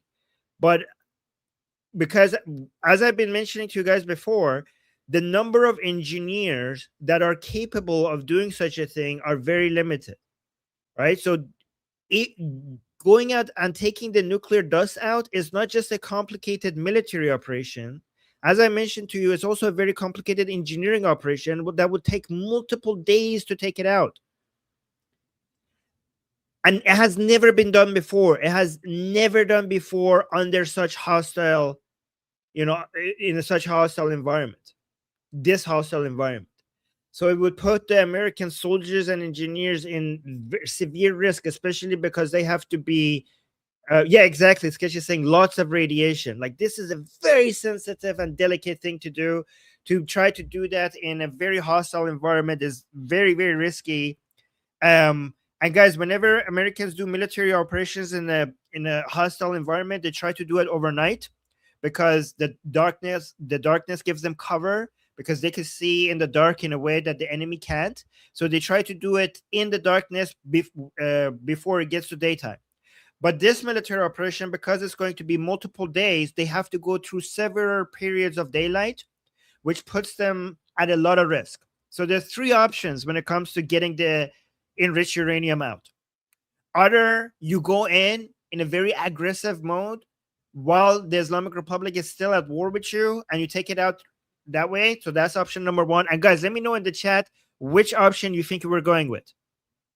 Which option we're going with. Like, option number one, taking the enriched uranium out under the hostile environment while the Islamic Republic is attacking. Two, the Islamic Republic surrenders, bends the knee, cooperates, and allows the Americans to come in to get the enriched uranium out. Right? Okay, so yeah, that's number two. Number three, regime change, and then cooperate with the new Iranians. The Iranians in charge, the Princes of Pahlavi, the transitional government. That's number three. Okay. I would argue that number two is very unlikely. And yep, we see the chat is full of threes. Okay, yes, there you go. 3, 3, 3, 3. Number two is also very unlikely. That remains that, yeah, so you all agree. Number three. And guys, because number one and number two are very unlikely, that means that we need regime change. To get what President Trump wants, we need regime change. Number one and number two are very unlikely. Not impossible, but very unlikely. Nothing is impossible, right? But very unlikely. So a lot of people argue that, the Israelis are for regime change, just like the Iranian people, but the Americans are not necessarily for regime change. They just want to make sure that the Islamic Republic doesn't get nuclear. Even if that is the case, the only way to get there is with regime change, exactly because of we exhausted all the possibilities. If we haven't exhausted all the possibilities, let us know in the chat. even if it's true that Israelis want regime change, but the Americans only want the nuclear dust and the Islamic Republic not enriching uranium again, in effect, it would lead to the same thing. Oh, somebody is voting for option number 4. Send Goldie. Okay, yep. I didn't consider that. Sorry, I didn't. Yeah, I think, yeah, send Goldie. Send Goldie, yes. We'll get it out of there. That's a last resort. That's like a last resort option to send Goldie. We will have it. We will have it by lunchtime, guys. We'll even take a day. Okay. Okay, I didn't consider that option. Sorry, guys. Before we go to the next video, let me actually really quickly go over the super chats that we got so far. Amir, thank you, Amir. 5 memberships. Thank you so much. Kansas Warcraft player. Oh, World of Warcraft player. Wow. Okay. Saying Hoarder Alliance, by the way. So it's saying, hey, what if part of that rescue mission was arms shipments? You love you all. Thanks for everything. I've heard those theories. It's hard to do that without getting, anything is possible. Anything is possible. You cannot, it's an unfalsifiable claim. So I find it not very likely, but can't be proven false. So it might be. Martin is saying His Royal Highness Pahlavi, Iranians, Armin, Goldie. Oh wow! Thank you so much. Thank you. Bless you. Well, thank you. Thank you so much. Thank you. I feel weird to be put in the same list as such giants as Princess of Pahlavi and Goldie, but okay. But thank you for putting me there. Though. All right, and Wyatt, thank you so much for the super chat. Saying disclaimer for entertainment only. The best book on arming the unarmed is. Oh, are you going to say something that is not YouTube friendly? I don't know these books. I don't know if that book is like reading the name of that book, because I'm trying to. I don't know that book, so I'm not going to. Guys, just read it on screen because I'm worried if I'm going to be saying something that YouTube doesn't like. All 7 volumes are free online. Lots of photos and drawing, easy to follow, but in English. Okay, I'm not going to read the name of the book because YouTube is sensitive about any instructions on stuff like that. Okay? We need to be careful. Remember, YouTube is sensitive when it comes to telling people stuff like that. By the way, YouTube, we do not endorse violence. We do not endorse, anything to do with anything that violates you. How about this? Anything that violates your community guidelines, we don't endorse that, whatever they are. Okay, so just covered everything. Guys, I think I just covered ourselves legally completely. I don't know. Forever, okay? This is forever, okay? In the past, now, and in the future, whatever violates your community guidelines, we're against it, okay? So just refer back to this live stream if you're in doubt, YouTube. Thank you for listening. All right, let's go to the videos. Checkmate YouTube, exactly. Guys, I just checkmated YouTube. It's a joke, YouTube. It's a joke. If it's a joke, don't strike us down. Okay. As an atheist, the only God I believe in is the YouTube gods. All right, so what is this? Ooh, guys, remember how so many of you were, so many people were like, oh no, why President Trump is saying that these are great people, they're very reasonable, they're amazing, the new leadership is better than the last leadership. Watch this. Look, I've had to deal with them 4 or 5 times. They change their mind. They're very dishonorable people. There you go, guys. Now we're getting. Remember, Goldie said to you, "There's just don't be upset. Just wait. Now that we're getting closer, President Trump is saying they're very dishonorable people. See. Let's listen to this again. Look, I've had to deal with them 4 or 5 times. They change their mind. They're very dishonorable people. The leadership. Don't forget it's the third level. The first level is gone. They were unreasonable. The second level is more reasonable. The third level, nobody wants to be president, you know? They say, who wants to be president? There's nobody raises their hand. You know? But we're...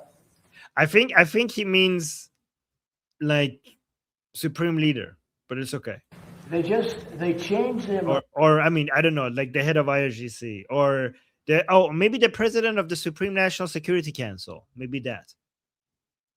But they change their mind. I've had that in business many times. The mind changes, you call them. These people that you make a deal and then the next day they send you a document that takes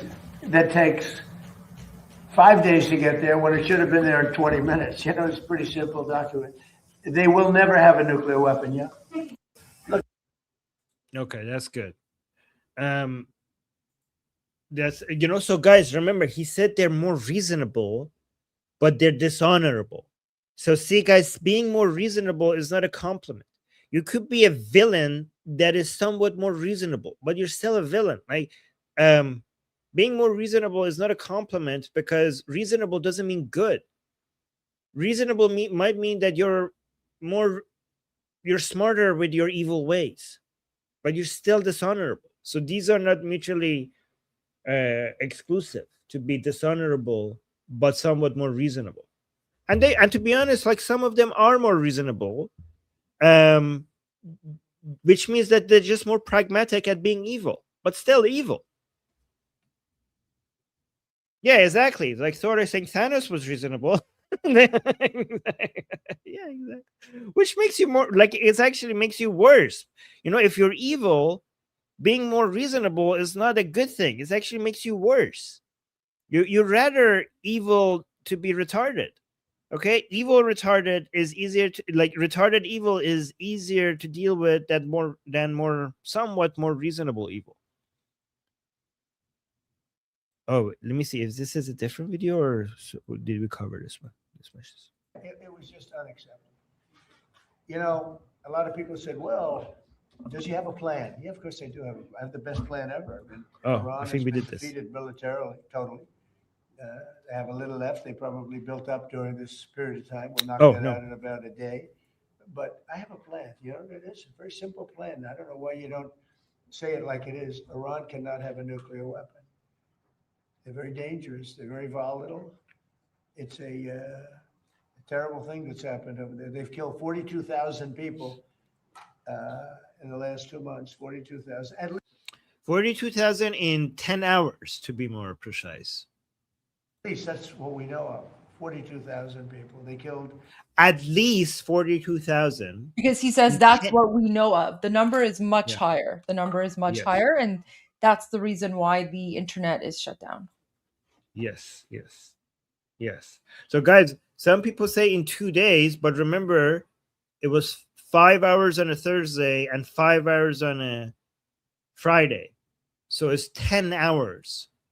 10 hours. So just so that, like, let's say let's just say it was only 42,000, which it wasn't. All right. The numbers that Hamas gives us regarding the number of people who died in Gaza after October 7th is 65,000 in about 2 years, right? A little bit under 2 years. Did I get that right? So think about, let's just believe their number. Just so that you understand, and that's what the whole world was calling genocide and the greatest human rights violation, in modern history. 60,000 in a bit under 2 years. So now compare that to at least 42,000 in 10 hours for you to understand the scale of what the Islamic Republic has done. Even if we just accept the 42,000 number, which is the minimum, even if we accept the 65,000, which is the Hamas number, But even if we accept that, just compare these numbers with each other and understand the scale of the crime that the Islamic Republic just committed.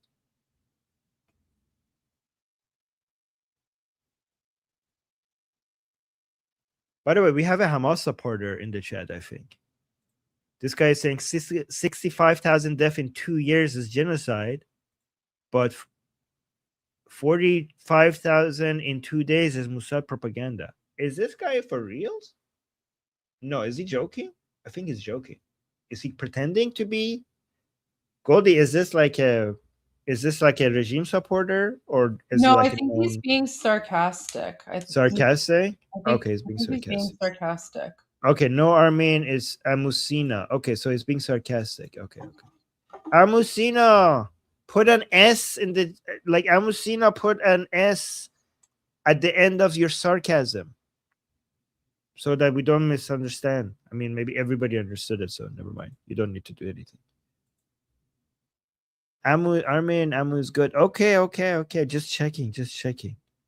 That's why, like, if I didn't think he was being sarcasm, I would have gone like full rage mode. Okay, there we go. Here, he's saying S, Armin June, S. Okay, yes. Thank you. All right. Thank you for the S. Let me see. Wait, did we finish this one? In the last 2 months, 42,000. At least that's what we know of. 42,000 people. They killed numerous people over the last week, but they killed 42,000 people a month and a half ago. They were unarmed protesters, not at all violent protesters. And they started taking them out, shooting them. So we're not going to let them. That's the plan. You know, it was just unacceptable. Yes. Okay, that was good. Amusina, I like that name. All right, look at this. Oh, no, before we go to this, I have something that I cannot play. Okay, because it's 60 minutes. Don't worry, I'm not going to play it. Don't worry. I'm just going to read the caption. Okay. But you guys should go. No, not that one. You guys should go find this video and watch it because it's so sweet.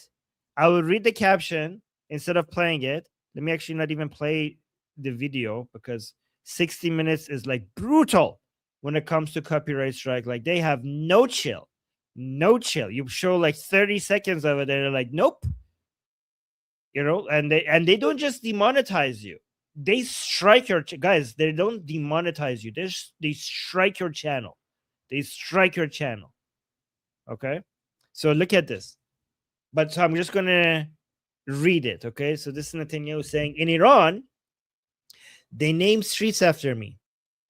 Do you know that? Well, after President Trump too, obviously, because he's leading the fight. But they have this, I don't speak Farsi, but they call me Bibi June, beloved Bibi. Guys, Iranians, look, he hears us. Goldie, he said, they called me Bibi June. He actually said the Bibi June, Bibi Kol, yeah. Bibi Kol, yay, guys. God. Senpai Bibi saw us. He notices us. Guys, go watch this clip. It's so, I don't know. It was so wholesome. He said they call me Bibi June, which means beloved Bibi. Oh my God, I wish I could play this for you guys. Oh, I can't. Damn you, 60 minutes. Why don't you let me play this? Why?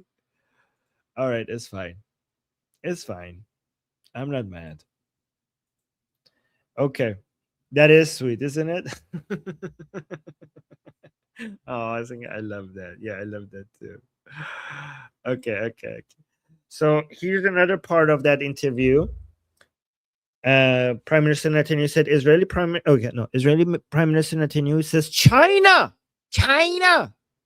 is providing the Islamic Republic with components for missile production, but he declined to elaborate, saying, I won't say more than that. Guys, so we already heard that Russia was sending drone components to the Islamic Republic through the Caspian Sea. And in the discussion group, many people there We're saying, well, of course, China is doing something similar. And they said that before we got this confirmation from Prime Minister Netanyahu. But this is obvious, right? So China, by the way, this is a big deal for Prime Minister Netanyahu to come out and say this, okay?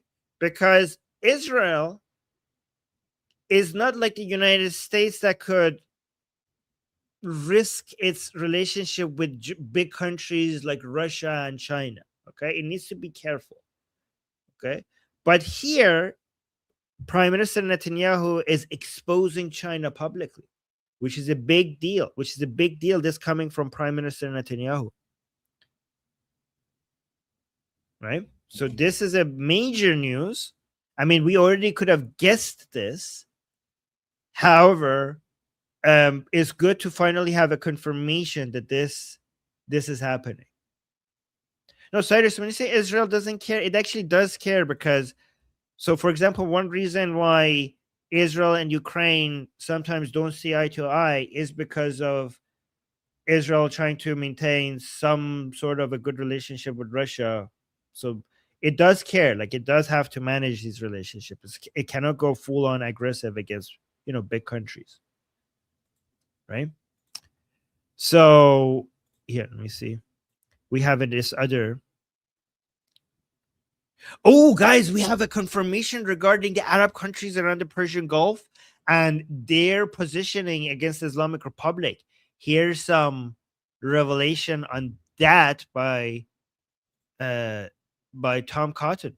So let's listen to this. This is a big deal. We already kind of knew this, but now we have confirmation. Iran targeted these Arab countries. They didn't plead for peace. They didn't ask Donald Trump to stop. They asked Donald Trump for targeting information so they could join in the strikes in Iran.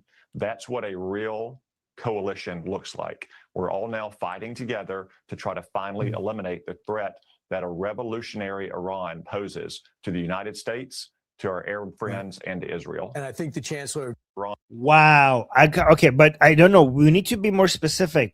I'm pretty sure not all of the Arab countries are responding the same way. So which Arab countries are we talking about? Are we talking UAE and Bahrain?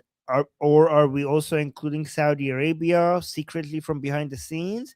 I'm pretty sure we're not including Qatar and Oman, and we're not including Iraq, for example. We're probably, are we including Kuwait?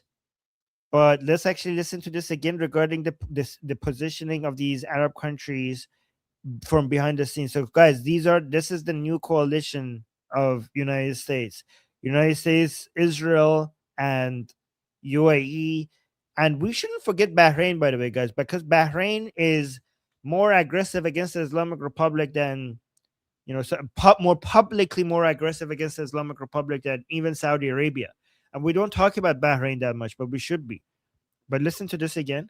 Iran targeted these Arab countries. They didn't plead for peace. They didn't ask Donald Trump to stop. They asked Donald Trump for targeting information so they could join in the strikes in Iran. That's what a real coalition looks like. We're all now fighting together to try to finally eliminate the threat that a revolutionary Iran poses to the United States, to our Arab friends, and to Israel. And I think the Chancellor... Iran. Yeah, you're right. He probably cannot say. And Toro in the chat is saying, how can the Ummah recover? Yeah, it's the Ummah is over. Actually, that's a very good point. Okay, the Ummah, the delusion of the Ummah is over. It's not about the Ummah anymore. It's not about being Arab or being Muslim anymore. It's about money and military. Okay, it's about security and economic prosperity. And that's why being Arab is no longer an excuse for unity, and being Muslim is not an excuse for unity anymore either. Everybody has their own agenda. Everybody has their money to make. Everybody has their security to consider. So the Ummah, the Ummah is gone. The Ummah is gone. The Islamic world is, every segment of the Islamic world is doing its own thing. And it's not about Islam anymore. It's not about Islam anymore. It's about tourism, investments, trade routes, commerce, trade, military equipment, military strength, defense, all of that stuff. Yes. Oh, yeah, fantastic. Sir is saying, long live nations, down with ummas. Exactly. Long live nations. Fantastic. Yeah, the nation state model is has survived everything, including the delusions of an ummah. That was this division between these Arab countries regarding what their agenda is, and especially, guys, you know what completely ended the idea of the ummah? The alliance between Arab Islamic countries and Israel. That was the final nail in the idea of the ummah. It ended it. It's gone. It's forever gone. Never coming back. Get over it.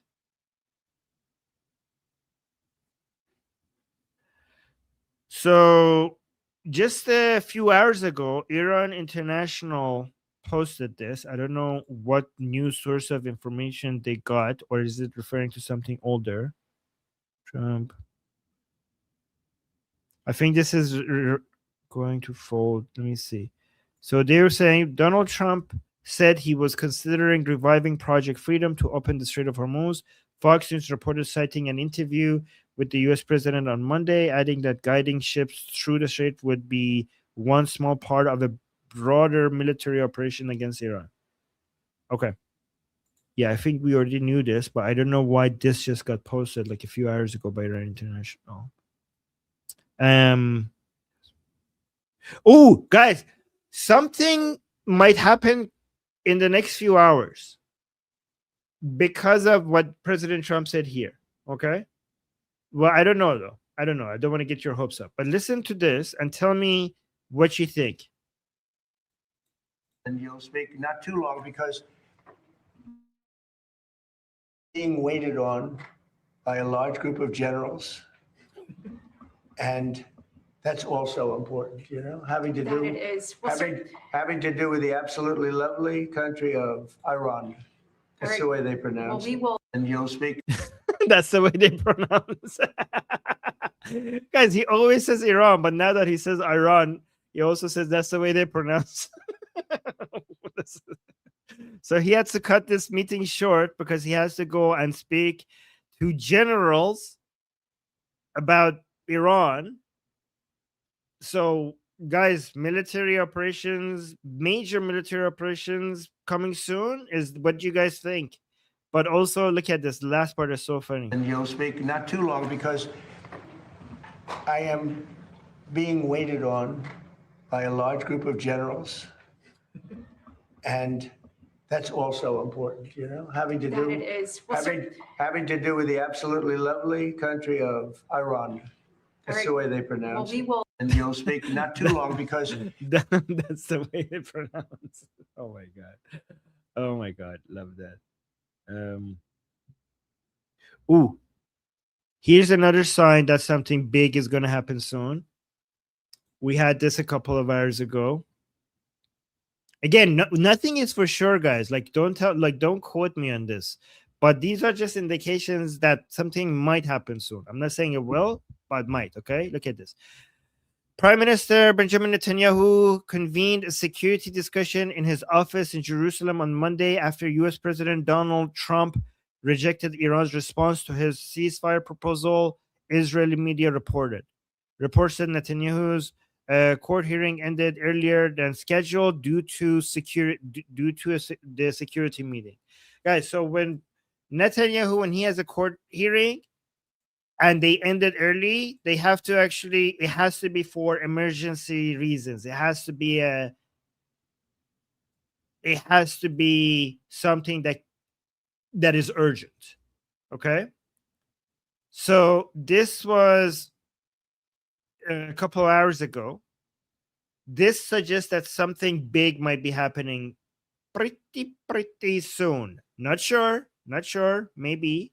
Yes, boom. Somebody's saying boom booms. Yes, boom booms. I like how we collectively have decided to call bombardments boom booms on this channel, which is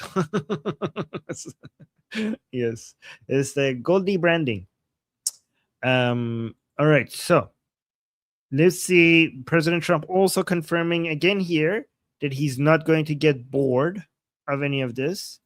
That we already heard him say it once, but let's hear it again. And a different. Well, it's not the same clip, but he's saying it again. Hold on. But they didn't do it. But it's a very simple plan. Iran cannot have a nuclear weapon, and they won't have a nuclear weapon, and they didn't want to go that far. If you can believe it, they didn't. How stupid? Are they stupid people? They didn't want to believe it. They think that, well, I'll get tired of this, or I'll get bored, or I'll have some pressure. But there's no pressure. There's no pressure at all. We're going to have a complete victory. We've already, in theory, had a complete victory from the military. Oh, we already had the this. Military, look, the Navy. All right, we already had this, but here, guys, we need to actually get some updates regarding the blockade, because is demanding a gradual reopening of the Strait of Hormuz why in can't I exchange for pause the it? U.S. All right, let me refresh this because sometimes X doesn't let me pause it. Okay, so all of this is happening. All of this is happening while the most important piece of this puzzle continues, which is the blockade. So let's not forget the blockade. The blockade is what's putting a lot of pressure on the Islamic Republic, running out of causing shortages and running out of storage for its oil. So let's get an update on that. Let's see how that's continuing to go, because this is demanding let me put this full screen. This is demanding a gradual reopening of the Strait of Hormuz in exchange for the U.S. lifting its blockade. And it says it wants a delay of any nuclear talks by at least 1 month. Joining me now is Texas Congressman Pat Fallon, a member of the House Armed Services and Intelligence Committees. He's also the chairman of the Military Personnel Subcommittee and served on the United States Air Force. Congressman, it's great to see you. Thanks so much for being here. And I always thank you for your service to our great nation. But I want to get your take on this response from Iran. No wonder President says it's totally unacceptable. They completely blow off what the president is saying, which is no nuclear weapons. Right. They're not living within the bounds of reality, Maria. And the point is, a fact that they need to recognize in Tehran is their storage capacity for oil is running out. And if that happens, they're going to have to shut wells off. And those wells will never produce again to the capacity they are now. They may lose 70% of their capacity, which will really bankrupt their economy. So they're in a very precarious situation. The problem is the IRGC, that wing, that faction in government right now, doesn't even care if Iran is burnt to the ground as long as they can rule over the ashes. And that's an issue that's keeping us from achieving a deal. Yeah, and I know that the dynamic changed completely after this war with China. And the president, of course, is preparing for this high-stakes summit with Xi Jinping this week. The first president to go to China since 2017, when the president went to China himself in 2017. The president will arrive in Beijing on Wednesday for a 2-day visit. And the Iran conflict is a major topic of discussion after what the president has done with regard to oil. Now, the Wall Street Journal is writing this morning this. Xi Jinping also wants the fighting to stop as Middle East turmoil restricts China's oil supply and shrinks the country's ability to buy Chinese goods. So, guys, there's a lot of theories. People are guessing so much regarding what sort of a conversation President Trump and Xi Jinping are going to have with each other. So you could also participate in these theories in our discussion group that is happening in about 40 minutes. But I actually don't know who to believe because there's so many different views on this. And this is actually a very big deal. This is a very big deal because we know China continues to support the Islamic Republic. We know that they're having a difficulty with the current oil situation. Like they don't like the current oil prices, but they're also trying to take advantage of the chaos right now to support the Islamic Republic. So as a way to, cause some hassle for the United States. There was a lot of, theories regarding whether President Trump wants to finish the job with the Islamic Republic before this meeting or no. So now we're saying like maybe not because it's happening very soon. But there's still more information regarding more evidence that things might escalate pretty soon. One of them is this new ship that we haven't talked about, the MV Ocean Trader, that is now arriving in the region. Okay, the MV Ocean Trader. This is a new, very sophisticated ship. But actually, let me show a clip about it before we read about it, because this is what they use in Venezuela against Maduro. And the fact that this is arriving is a big deal that might indicate that some important things are happening soon, right? So we have been talking about so many different military assets. This is one that we need to also pay attention to. Okay, so listen to this, and then I'll read more about it. Just in. The U.S. Special Operations Command ship, the Ocean Trader, was just spotted near our base in Diego Garcia. The last time it came out to play? The Maduro raid. The ship hasn't even been photographed in 3 years. These things come packed with super stallions, ospreys, night stalkers, with a 50 caliber machine gun station on the upper deck and a floating command center. This could mean something's about to go down. Yeah, so let me actually get into more detail about that. All right, let me actually give you some more information about this, because this is a ship that we might be hearing more of pretty soon, right? So new, the MV Ocean Trader, a U.S. Special Operations Command floating command center carrying special forces, has been spotted at Diego Garcia via this satellite, Sentinel-2 satellite imagery, alongside an Arleigh Burke class destroyer. I don't know if I think I pronounced that wrong. Destroyer and USNS. I don't know how to pronounce that. It typically arrives in theater ahead of covert, complex special operations, including special ground operations. The Ocean Trader was last operationally deployed off Venezuela's coast in late 2025 in the lead up to the January 3rd capture of Nicolas Maduro by U.S. Special Forces. So this is the satellite imagery that shows that it's here.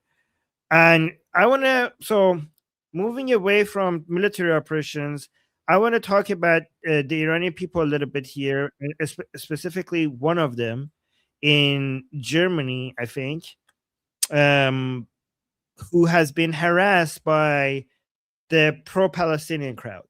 This is a woman who has been blinded in one eye by the Islamic Republic, and she holds the Lion and Sun flag. And look how the European pro-Palestinian crowd are treating it. This is disgusting and vile, and it angered me so much. And I just want you to share it with you guys as well. Look at this. She's blind in one eye because of the Islamic Republic. And look how these pro-Palestine, pro-so-called Palestine Europeans are treating her. Nein,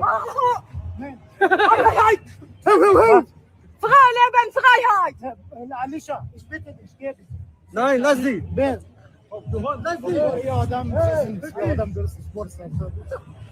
Alicia, bitte gebe. Lass sie einfach, ja? Look, she's trying to attack her. Guck mal, die ganze Palästinenser wollen hier. Du Idiot, ich bin Deutscher, was laberst du? Look, I don't know what she's saying. He has a keffiyeh on. Look at these white Europeans are supporting terrorism, and this Middle Eastern Iranian is standing against terrorism.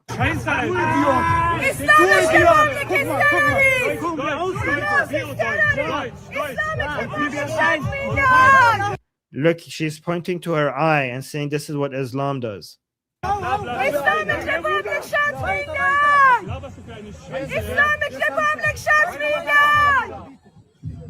Look, she's still trying. She's not giving up. She's still trying to attack her. She's trying to find a way in to attack her. Look. Look at her. Like, why is she so vile, disgusting? Look, she has the Palestinian flag on her cheek.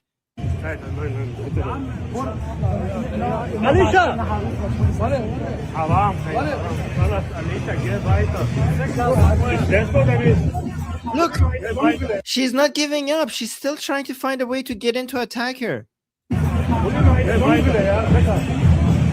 Islamic Republic shot me down! Guys, what is she saying? Like, what is the Iranian woman saying? Because she's speaking German. I don't understand. Anybody could translate it in the chat? I think she's saying Islamic Republic shot me in the eye. Oh, okay. Here. I'm gonna play it one more time without constantly pausing, with her image on the right side.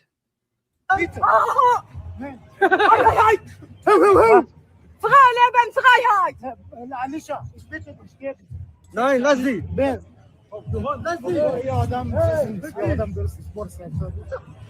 Alicia, bitte gebe. Lass sie einfach, ja. Guck mal, die ganze Palästinenser wollen hier. Du Idiot, ich bin Deutscher, was laberst du? Was hast du für eine Scheiße, Alter? Oh, so she's saying Islamic Republic is terrorist. Because these people are speaking German, I thought she's speaking German as well. She's speaking English. Okay. Oh yeah, Islamic Republic shot me in the eye. Okay. Islamic Republic shot me down! Islamic Republic shot me down! Deutscher mit Gehirn. Verstehst du? Ja! Why are they against her? Like, why are they even attacking her? Like, she's not even saying anything against their delusional Palestine. Like, she's not even speaking against Palestine or anything. She's just she's holding a lion and sun flag, and she's talking about the Islamic Republic. Do these people also support, like, are they this transparent about also supporting the Islamic Republic? Islamic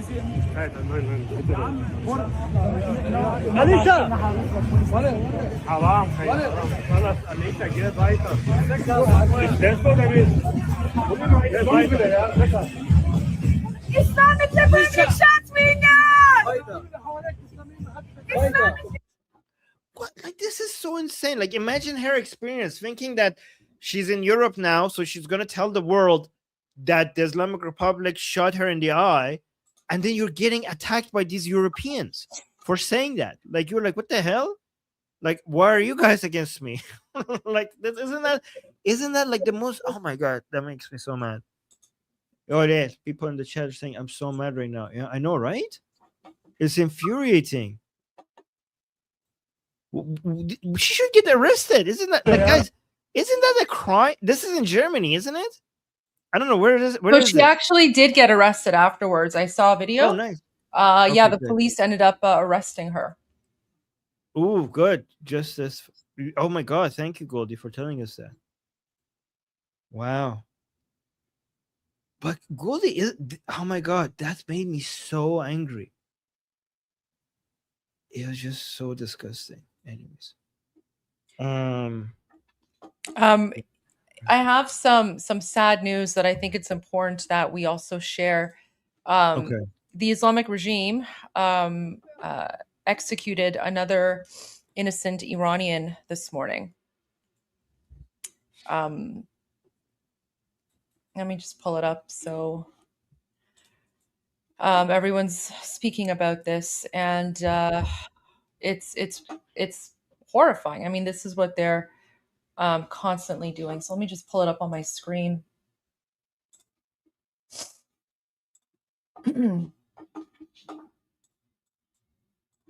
So this morning we received news that Erfan Shakurzadeh, a 29-year-old Iranian freedom fighter, he was hanged by the Islamic regime.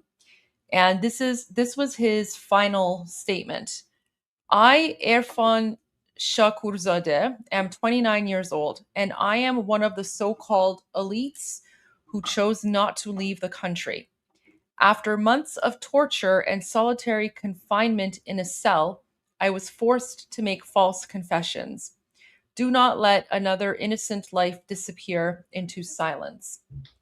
The terrorist Islamic Republic occupying Iran hanged Erfan Shakurzadeh today because he wanted to live in a free and democratic Iran.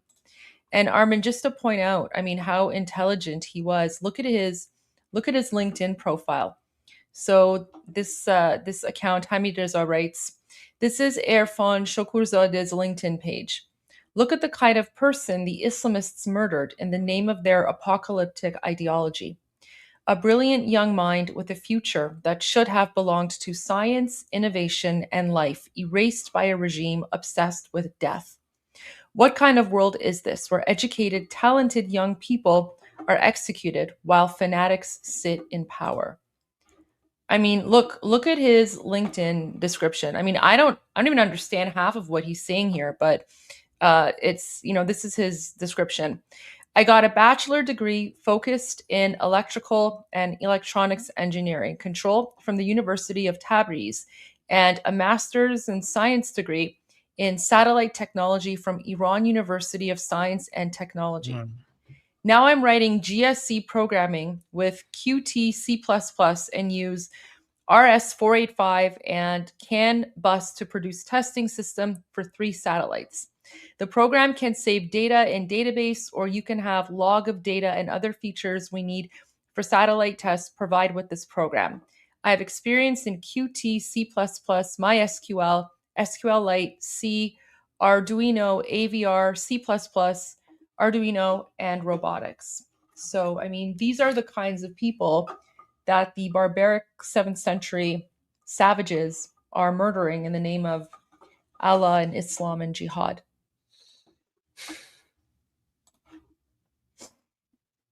What a loss.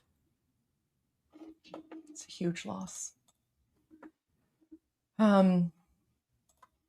Sherry Reese says, I'm feeling my heartbreak. Yeah, it's devastating. It is heartbreaking. It is heartbreaking. It is heartbreaking. This is why, this is why a lot of Iranians are impatient, and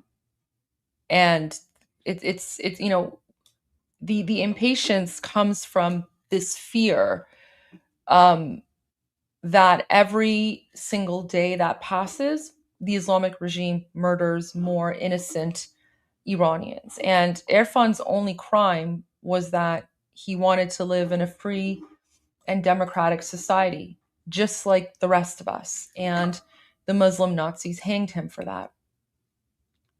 They hanged him for that.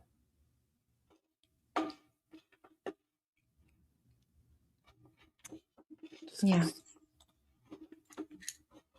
Every day we have to go through this. Every day.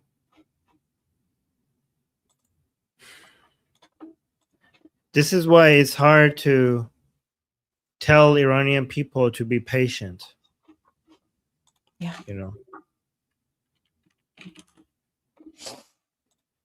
So. We got a super chat here saying, rather than arm the whole nation, Trump should first arm and support enough real Iranians to take and hold Kharg Island. This could give people some leverage over the IRGC. Javi Shah praying from Nashville. I think Kharg Island, because it's an island, it's hard to mobilize enough Iranian people there because there's water in between. I think Bandar Abbas would make more sense, because if you liberate Bandar Abbas and get enough Iranian people to liberate Bandar Abbas, you're also liberating the Strait of Hormuz. Kharg Island is so far away from Strait of Hormuz. Kharg Island is like northern part of the Persian Gulf. But the main thing that you want to free up is the Strait of Hormuz. So if you empower the Iranian people to create an Iranian army and expand their Iranian army away from Bandar Abbas, then even before you liberate Tehran, you already have liberated Bandar Abbas. But I do agree that the arming cannot just be willy-nilly, everybody here's some guns. It needs to be a certain group of people that have been vetted. I do agree with that part. Yeah. But it needs to be connected to the mainland. It can't be an island, in my opinion. But thank you for your support. Yeah, thank you so much. I also wanted to share this video, Armin. So yesterday, Her Royal Highness Yasmin Pahlavi, the wife of King Reza Pahlavi, she met with mothers and families of the aggrieved.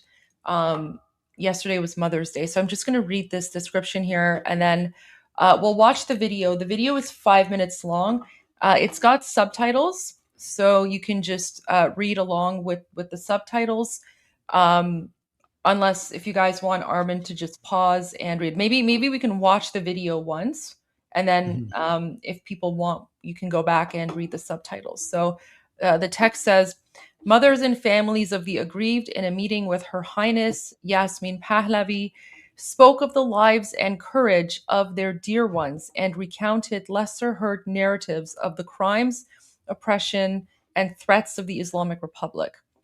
In this meeting, Her Highness Yasmin Pahlavi emphasized that no family seeking justice should be left alone, no name should be forgotten, and the narrative of the courage of Iran's children must be forever recorded in the memory and history of our land. So, here we go.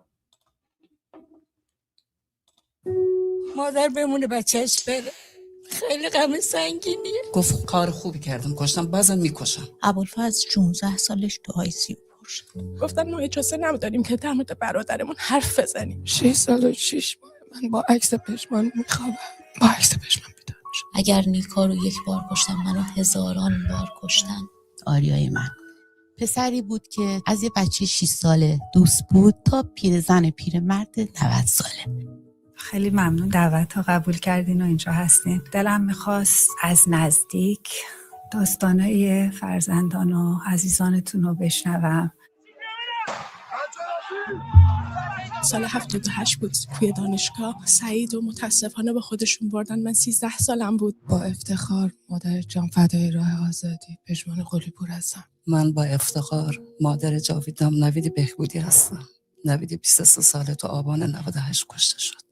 ابوالفضل 17 سالش بود با بیشتر از 100 گلوله ساچمه از فاصله کمتر از 1 متر کشته شد.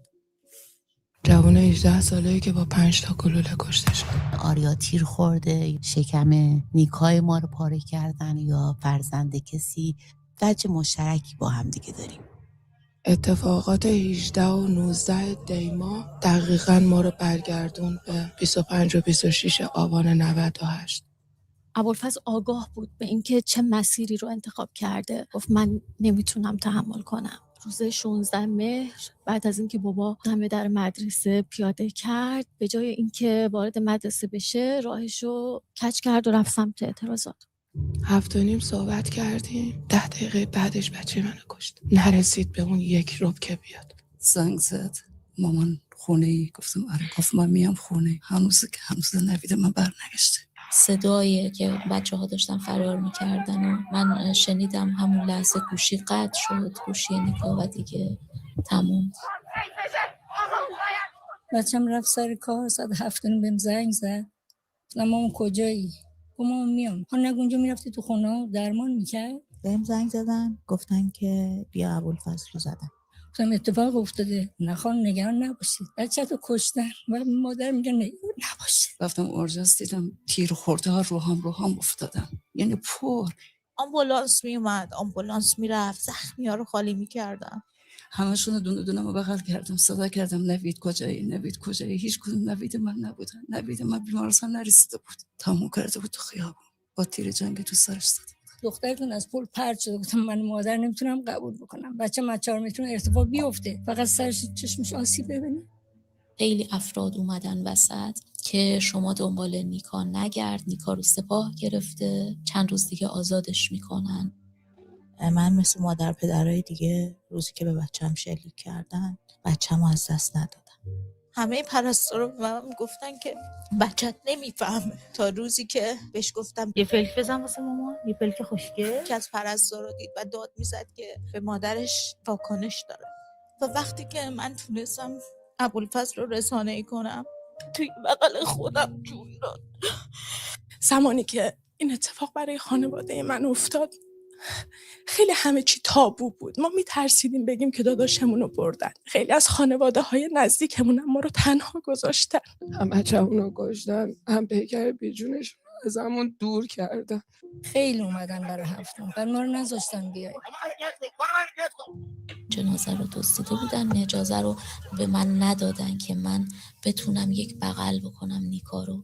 وقتی که میگین اینطوری باهاتون رفتار کرده اصلا باور نکردنیه که این یه ایرانیه، یه پدره، یه برادر، یه پسر یکی بوده یه روزی. اینا انسانن، اینا چی هن؟ اصلا این آدم ها کی هن؟ حقیقت هم اینجا پنهان نمیمونه. عدالت بالاخره حتی بعد از عدالت فکر نمی کنم هیچ وقت کنار باهاش نیومدیم، ولی یاد گرفتیم که چجوری باهاش زندگی بکنیم. مادران نبودن واقعا آبان ناپدید میشد. با خانوادم عهد بستیم راهش رو ادامه میدیم و نمیذاریم که خونش پایمال بشه. یه مسئولیتی داریم که هیچ وقت فراموششون نکنیم، روایتشون و داستاناشون تو تاریخ ثبت بشه. واقعا یه وظیفه ملیه. این جوونا جونشون رو فدای ایران رو آزادی کردن.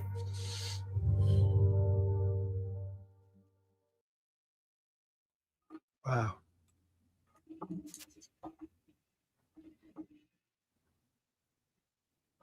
And, you know, Armin, yesterday there was a global rally, and Iranians from around, you know, the Iranian diaspora around the world went to various rallies, participated in rallies all around the world to, you know, continue being a voice for the Iranian people. And, you know, you can see all of those if you go to Reza Pahlavi's official like comms page.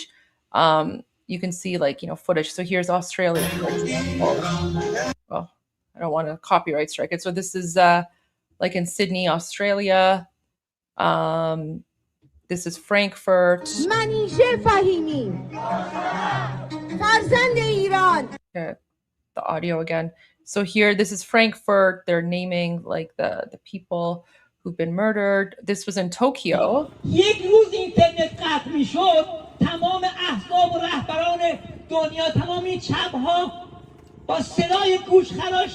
So there was also demonstrations in Copenhagen. So this is Copenhagen here.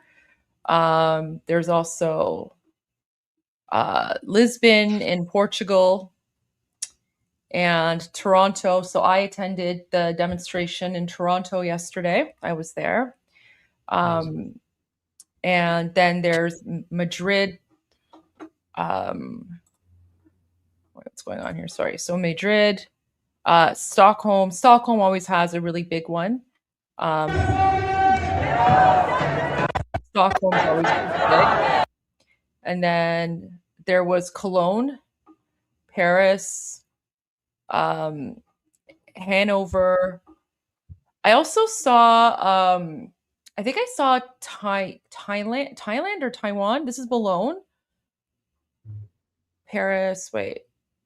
Birmingham, Amsterdam, Boulogne, we already said. Berlin, Gutenberg, and then Bangkok. Look, so this is a new one. This was in these were Iran. This is the one I wanted to share with you. So in the global day of you know, for the global rally, Iranians in Bangkok in Thailand also came out to demonstrate. Oh, well, I can't play the music, but yeah. So even in Thailand, the Iranians had a demonstration and a rally. So this is, guys, this is international. This is international, and it's up to every single one of us Iranians in the diaspora to continue being a voice and to continue raising awareness. Good evening, Goldie. We're very glad to have you here in our show. How are you? How are you doing?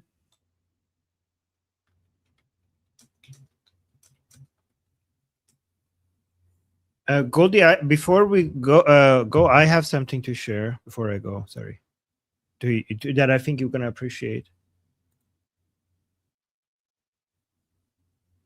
Yeah, go ahead. Sorry. a video just randomly went off on my computer, so I had to just like mute myself to figure out where it was coming from. Yeah, no, absolutely. Go ahead. Yeah.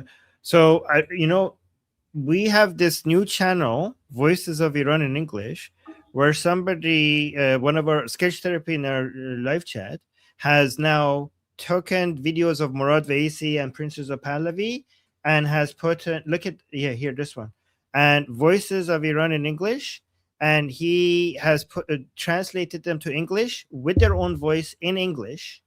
So, for example, if you click on Murad Vaisi here. The future, we are going to witness a much more widespread and significant crisis regarding the gasoline supply and distribution issues at gas stations everywhere. We'll be seeing much longer lines. That's so trippy. That's so trippy to hear him speaking in English like that, because that's his voice. Yeah, that's his voice translated from his videos. So it's Voices of Iran in English. And then we have like speeches from Princess of Pahlavi, the Persian ones. Like it's in his voice, but in English. This regime, however long. So the original this was Persian, but it's like take, there is no way back for us. For decades, several. So all of this was in Persian, but is now in English. So I'm gonna put that. Is that okay if I put that in the chat? Yeah. Who's behind the channel? So sketch therapy, but this channel is here. Well done. Voices of Iran in English. So that's his ID name for that channel. So, and I can send it to you as well in case sometimes you want to play something. I just subscribed. Oh, fantastic. Okay. So now you could, sometimes you put Murad Vaisi, and it's in Persian and people have to read the subtitles. Now you don't have to. Wow. So, yeah. I wonder how accurate the translations are.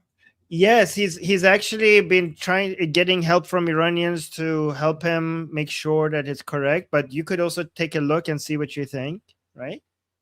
Yeah, but I mean, I'd have to. Well, like, I mean, I wouldn't know because I would have to like watch the Iranian version and then compare sentence by sentence to the English version, and I don't have time for that. But well, the good thing is with the Pahlavi ones, you have the English translations by them at the bottom. Yeah, that's true. So you true. could just compare it. You just compare it with the subtitles to see how much it matches the subtitles that they already provided. Yeah, absolutely. Right. Also, is it okay if I tell people about our discussion group now? Yeah, absolutely. Okay. So guys, in about 12 minutes, I'm going to go to our discussion group, and now you could watch it here on the channel. So while I'm discussing with our discussion group, you could also watch it on YouTube.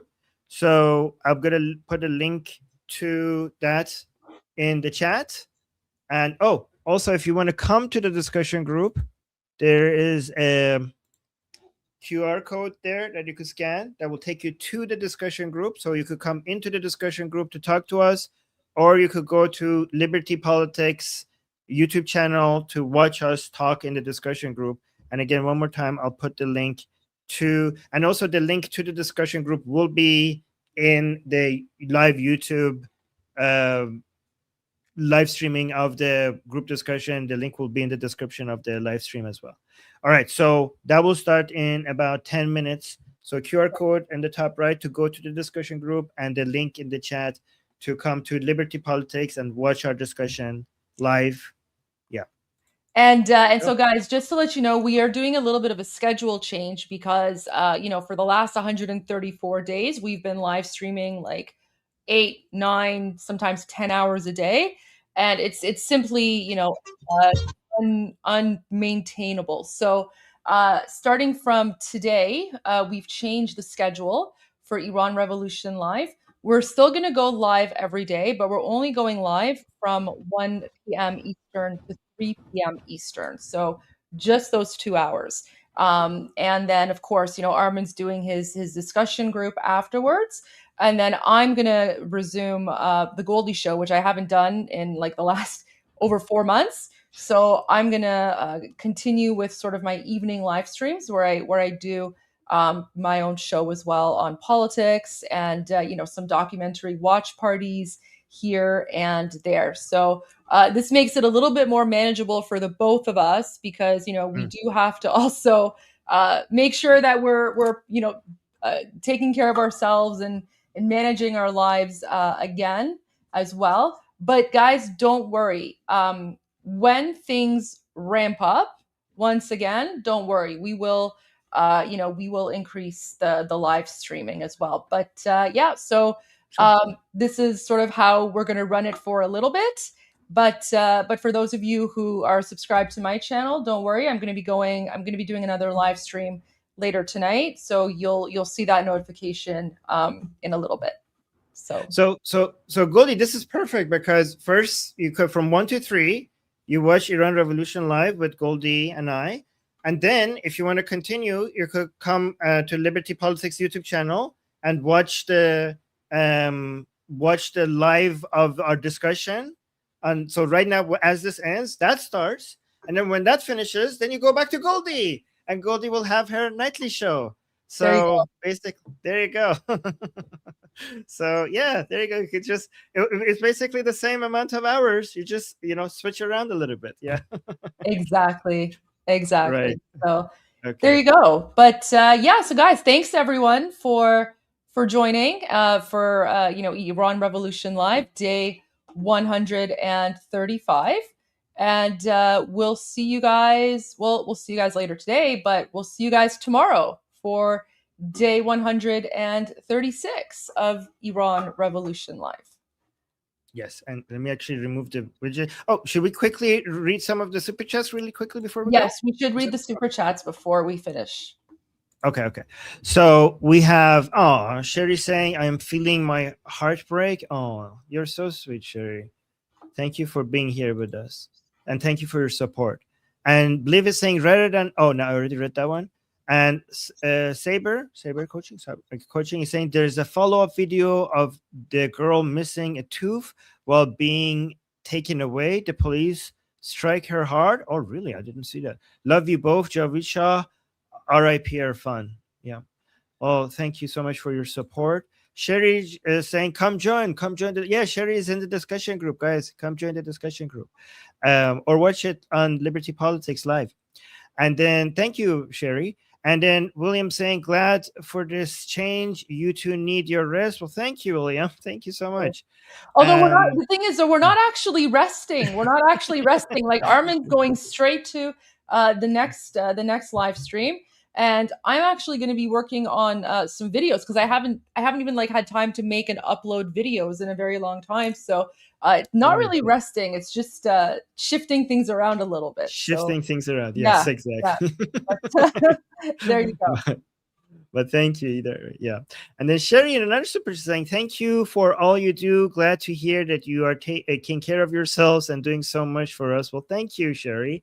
Thank you. Yes, we're taking care of our other projects as well that have been left behind because of all the crazy stuff. But we will be back again to covering everything minute by minute once everything goes boom boom again. Right? Absolutely.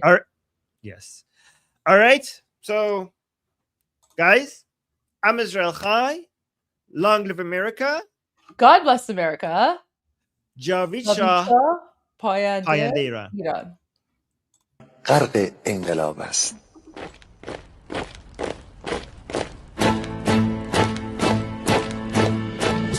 کشور ما، تاریخ ما در سینه‌گر فرا گرفته، گویی اهورا مستا دوباره در نور خود مرا گرفته. هشتم سرودی سر میدهم باز فارغ از رنج و تشویش. ایران غرق انقلاب است، به پیش به پیش به پیش. ایران غرق انقلاب است، به پیش به پیش به پیش. هن ای پدر، هن ای پسر، برخیز و با ما شو همگام، تا درد آن تجربه تلخ ما را نکشیده در آب. بگذار هر دم بغرند گرگ ها دم لباس میش. ایران غرق انقلاب